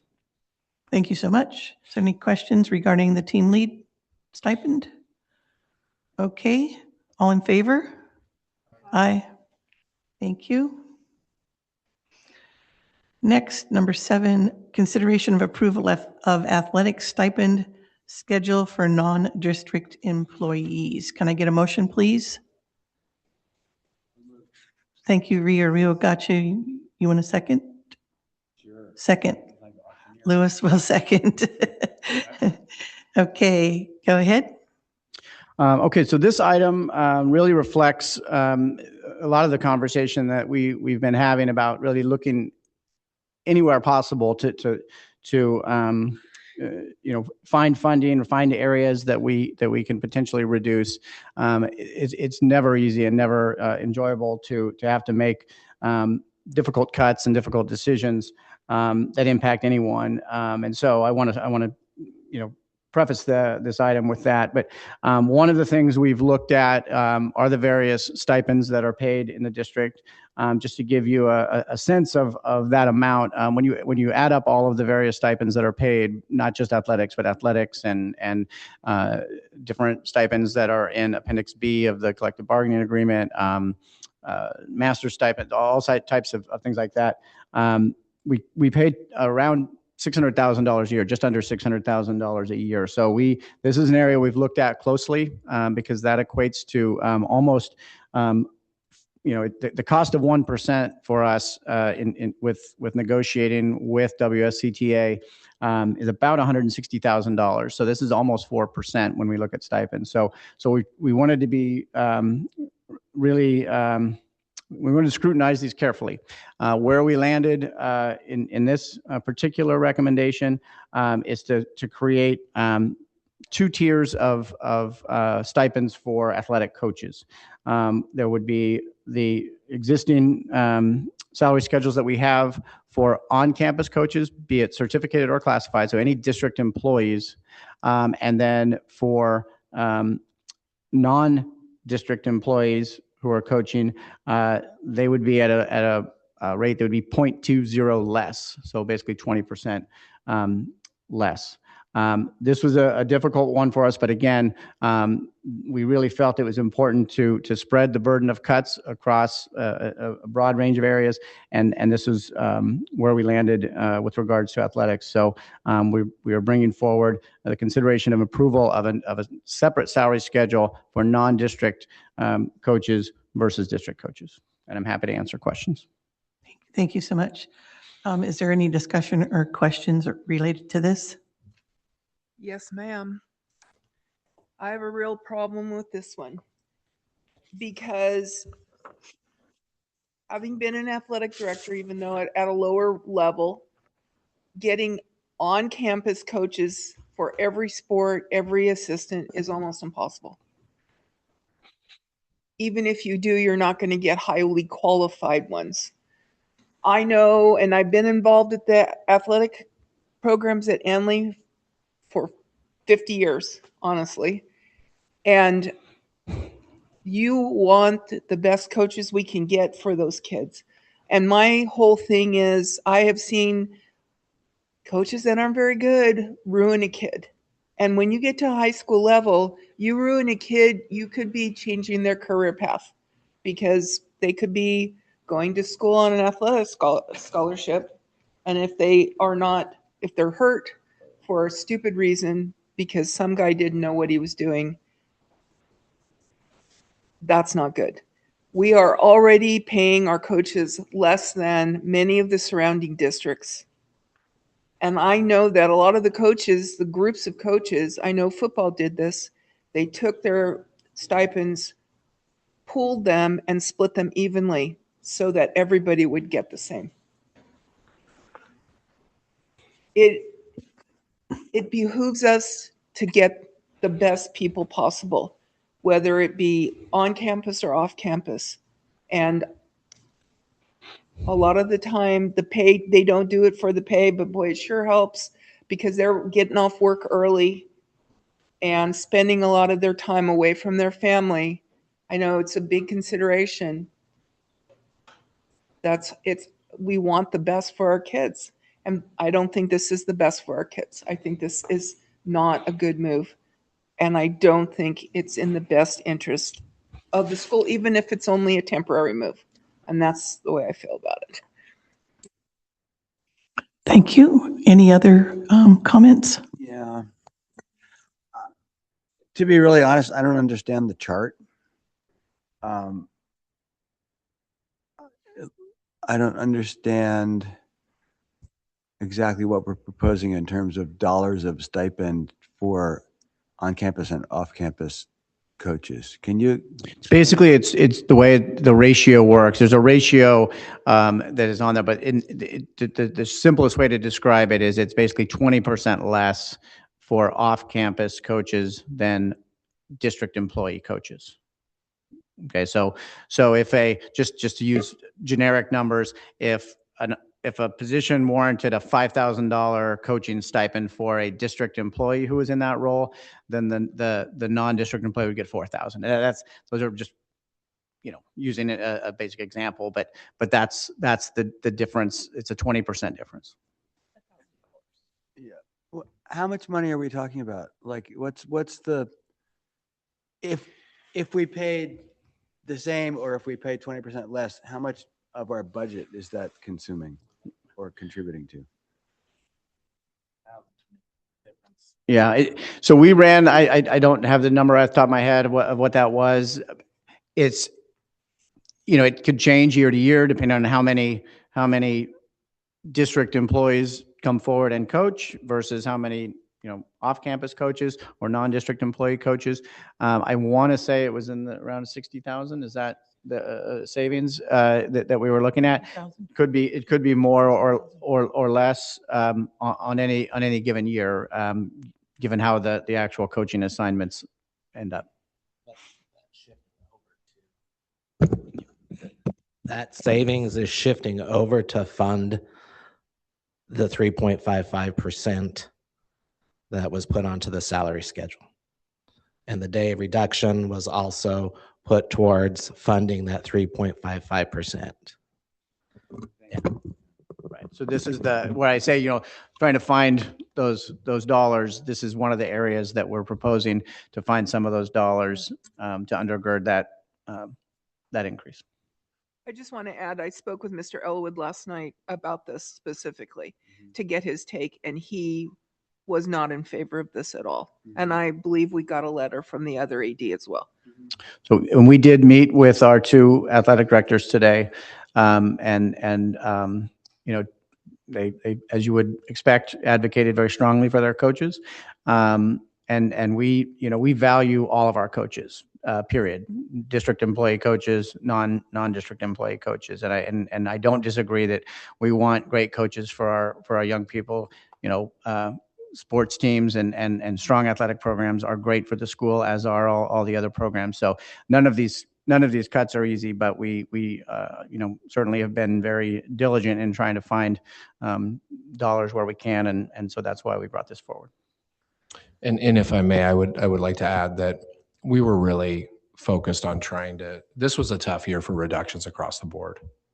And we saw core educational programs, elective fine arts and CT programs, and now a small reduction in the athletic expenditures to help us reach, our goal of coming to an agreement with WCTA. So really trying to look at ensuring that we spread those reductions across various programs.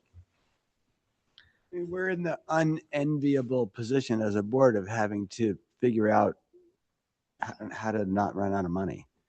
And that's also a real thing. And there's pain involved in that. And I guess I'm feeling now like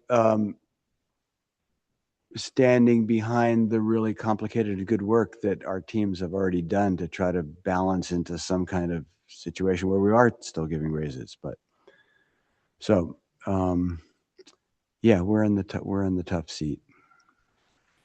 I just don't want it to be our kids suffering. Every budget. I know, but that's physically. This is where I'm. Any other comments? Okay, we're going to go ahead and take a vote now. All in favor of consideration of this item, say aye. Aye. All opposed? Okay, motion passes 3-2.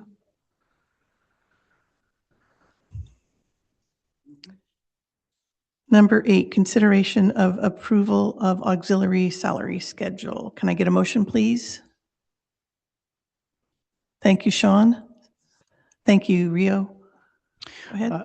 So this item is just a slight revision to our auxiliary salary schedule, which covers a number of things, including substitutes, and that's where the two requested revisions are.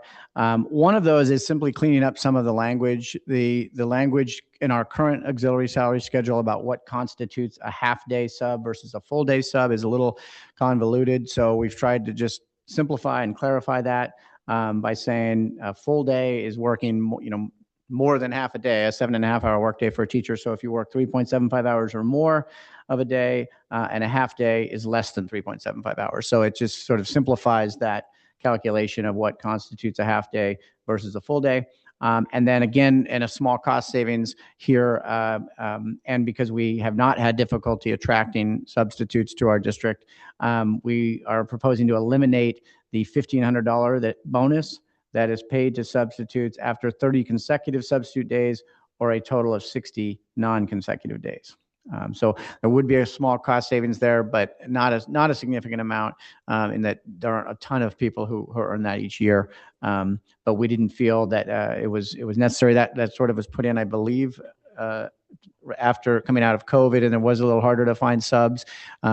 That has not been a challenge for our district. In fact, I've just sent out the reasonable assurance letters for subs this last week, and overwhelmingly folks are getting those back to me saying that they do plan on continuing on with us next year. So for a lot of reasons, we're suggesting the elimination of that bonus. Thank you so much. Is there any discussion on this item? Okay, all in favor? Aye. Thank you. Okay, hold on. My screen just got wonky on me. I don't know why. Come on, go away.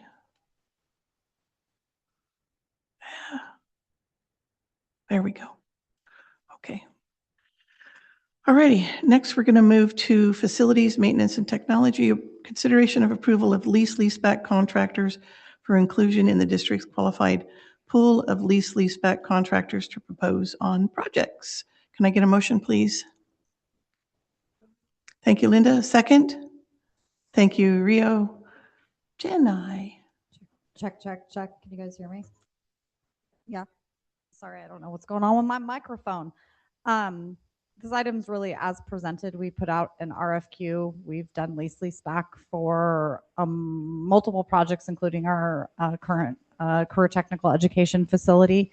Or buildings that we're building right now. It's a really lucrative process because you get to select your contractor on best value. This puts a pool of contractors that we would submit RFPs to, so we don't have to go do the process every single time, because it is about a 2-month-long process to issue out an RFQ. Our intention is to immediately go back out tomorrow and request from the pool pricing for the Annalee Stadium and the Annalee Kitchen or cafeteria modernization. Happy to answer questions. Thank you so much. Is there any questions for Jenny on this item? Okay, all in favor? Aye. Thank you. Number 2, consideration of approval of a fencing plan for the Annalee and El Molino campuses and allocation of bond funds. Can I get a motion, please? Thank you, Louis, a second. Thank you, Sean. Go ahead, Jenny. This is a little untraditional. Specifically for the Annalee campus, we're looking to do what they call a change order directive through the current CTE project to add fencing at the student parking lot as well as the south west side of the campus. You just watched me go through never eat soggy waffles there. We've presented that plan. We don't know the costs. It's currently out for estimating or getting a proposal back from our fencing contractor within the project. We also are presenting an El Molino fencing plan for the campus that we've walked through with Greg. We've walked through the Annalee one with all the site administrators. We believe this will help really address some safety issues, some vulnerabilities with the campus, really aligning with the emergency preparedness training that we've gone through for several years now. You've heard Chuck talk about it in multiple reports. They've really focused on the safety of the campus. And I'm happy to answer any specific questions. I apologize. It is a tiny font. It is in red. I'm happy to. Can I cast it? Is most of it, so I see between the music building, is chain link. Is that what it says? Correct. And then the fence around the front of the school would be ornamental. Correct. Correct. The backside of the where the band building is. So let me blow this up for you guys a little bit. And then let me move it over. Come on. So what we don't show on here, where the chain link fence is you don't see the cargo containers that are currently there. Because we can't show them because this is the plan that's going to DSA. DSA would not approve those in those locations. So they're not showing here. So what we're doing is we're fencing the cargo containers currently are right about here. And they go right about here. So they form like a little backwards L. And we have to put a gate in here because we have a fire hydrant right here. And so this is the fire hydrant that would give us the fire department access to this portion of the campus. We felt that this would be kind of hidden a little bit by existing landscape. It would reduce our overall costs for a decorative fence because those are really expensive. And it would already blend in with the same color. We would do a slatted fence. That's where the slats are inside the fence to match the existing cargo containers. And then the remaining portion would be attaching to the backside of the band building, following this little path right here. This would be basically it wouldn't be a gate. It wouldn't be a pedestrian gate. It would be a fully enclosed area. And we're strategically, this shows kind of a straight line. There's some bends and curves in this because we are strategically going behind the landscape. We didn't want the fencing to be so in your face to the neighborhood, to what people are used to. So we were trying to use the natural landscape that's right there to kind of hide it a little bit, for lack of a better word. This is not going to be an 8-foot fence. This will be a 5'9" fence, 5'9". It'll go around to the front of the school. We'll have a pedestrian pathway entrance right here. We'll have a gate. If you've been at the campus, the student parking lot gate will be similar to the gate that's here. But it'll open outward. We are even going to put a little A on it, just for aesthetics. We're already doing a pathway improvement this summer. And so we're going to add a pedestrian gate here. And this was the best way for us to tie into the building so that we could have some type of way to force people to have a front of the school. Like right now, there are multiple entryways into the campus. We recognize that this is only dealing with this side of the campus. Our intention is to, with the stadium project, pick up the easterly side of the campus at that point. But we also have to maintain ingress, egress for our students traveling across the street to the Student Services Center. And then we're adding additional gates that the administration is really excited about. Here, these are pole gates. So they would ultimately allow students to travel in, park their vehicles. They would be locked down for a portion of the school day. I know there's something about potentially opening it up for the fifth and is Chuck still here? Fifth and sixth periods where they have more free periods leaving.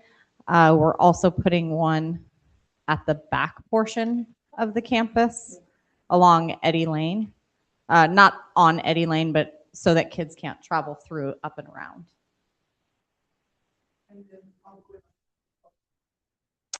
The football field will be part of the stadium. There's already a rolling gate there and a pedestrian gate. We just noted that we're going to be making improvements to those gates with the stadium project.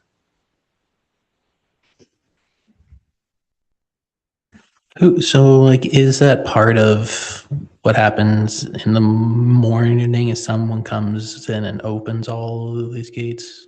The idea would be that the gates in the parking lot remain open. We have a lot of outside facility use after school, on weekends, that the gates to the parking lot would remain open anytime school was not in session because it is used as a parking lot.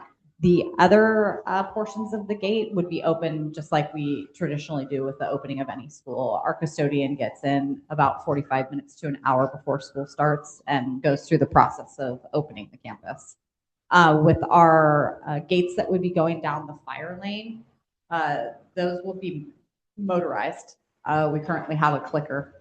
And so all of our buses, we work with the transportation agency, all the buses have remote controls to open the gates, and then key staff members like our campus supervisors, custodial staff, ground staff, site administration all have clickers as well. And then there's also a keypad to allow for them to go through the bus lane. The intention is for cars not to travel down that. It's schools in session. The fence in El Molino is ornamental too? Or chain? Parts of it are ornamental. Yes, let me switch over to that one. So the idea about ornamental fencing is it's whatever's front facing. So the majority of the fencing at El Molino would be ornamental along here, all along here. We can't go tight to the sidewalk. We need to put it back a little bit so kids don't climb it and then end up on a roof. Did I say that? I meant people. We would be also using existing gates. If you walk out of the library, we have gates in place. We're going to be actually locking them. And so there's a gate right down here that we'll be tying into. We're setting it back. So again, it's not so in your face to our neighbors or people who drive by. Still see our beautiful grass. We're tucking it behind landscaping where we can. We are adding gates over here. This is where we'll have chain link back behind the campus and over and around here.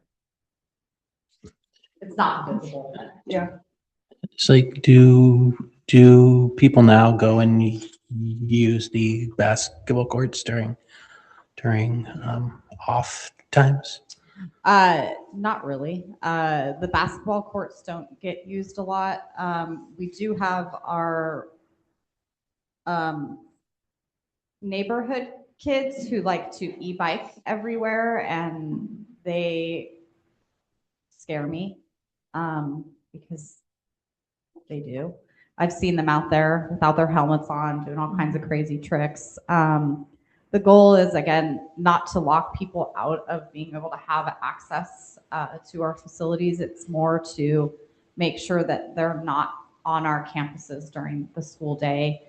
I think we've done such a great job as a community letting people know that these are community spaces, but we have an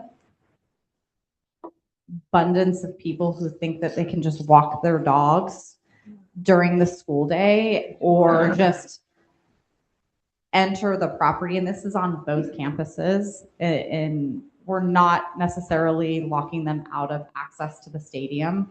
It's not as widely used. So this is just an effort to really kind of say, hey, community, when school's in session, like our safety of our students is the utmost priority. We currently do not lock down our gates on evenings and weekends because you could probably see our lights are on right now. We have people out on the field. Our facilities are used. If we could let them use it at 1 o'clock in the morning, they would, 24/7.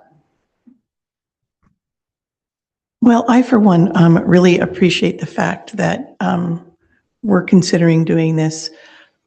For me, mainly, it's for safety, safety of our students, safety of our staff.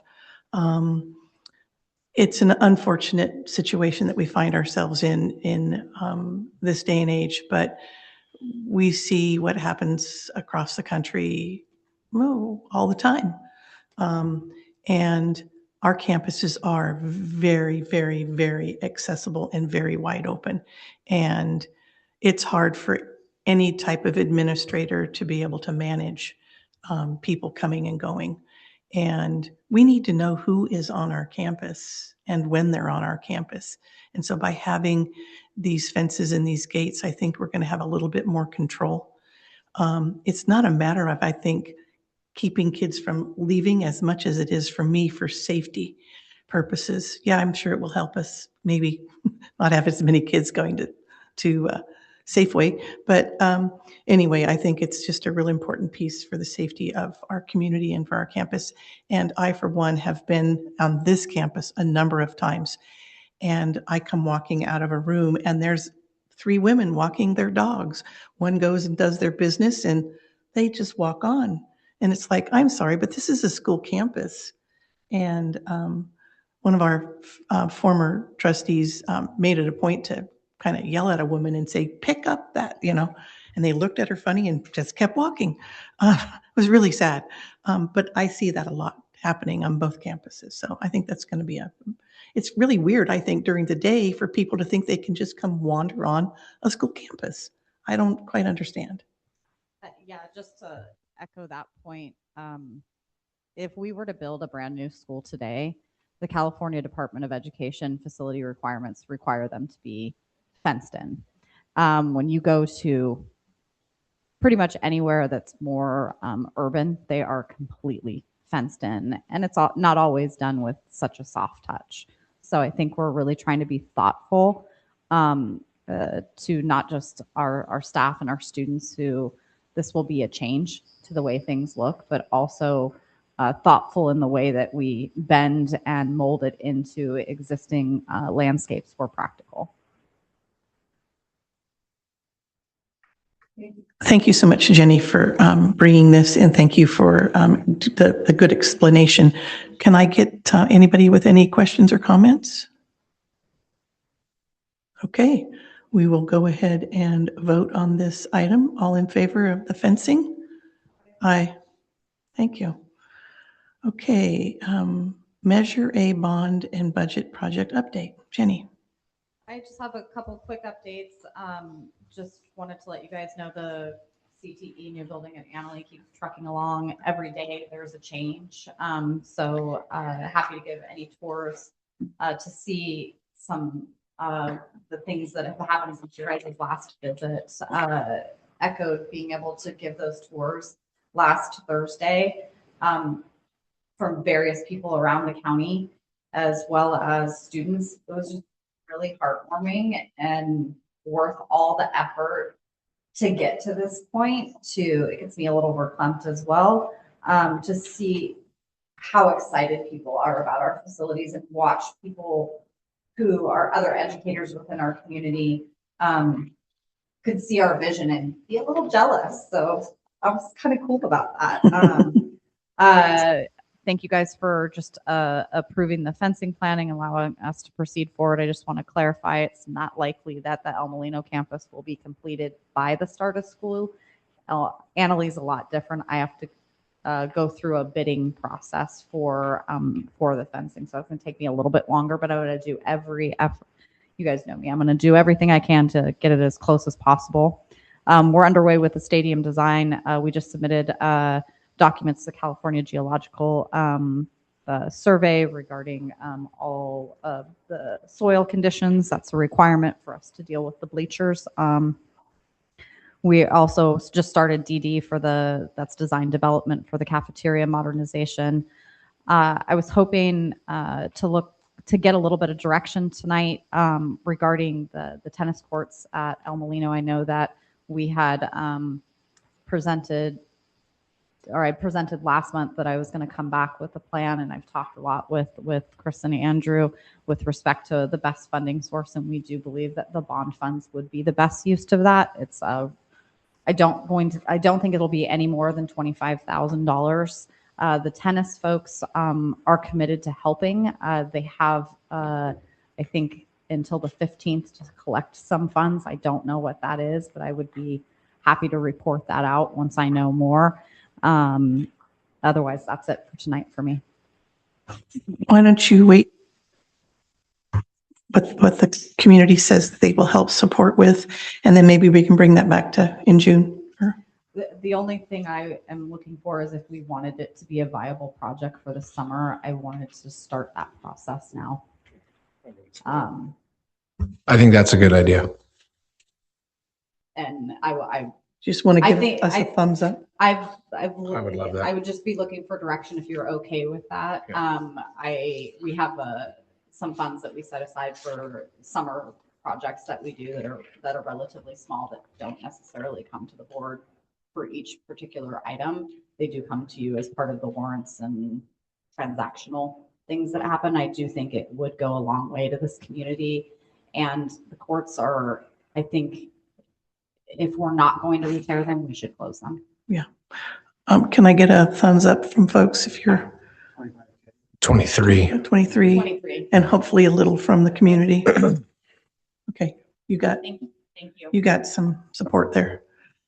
Okay, with that, I believe that is the end of our meeting, and I will adjourn. Thank you guys all so much for being here.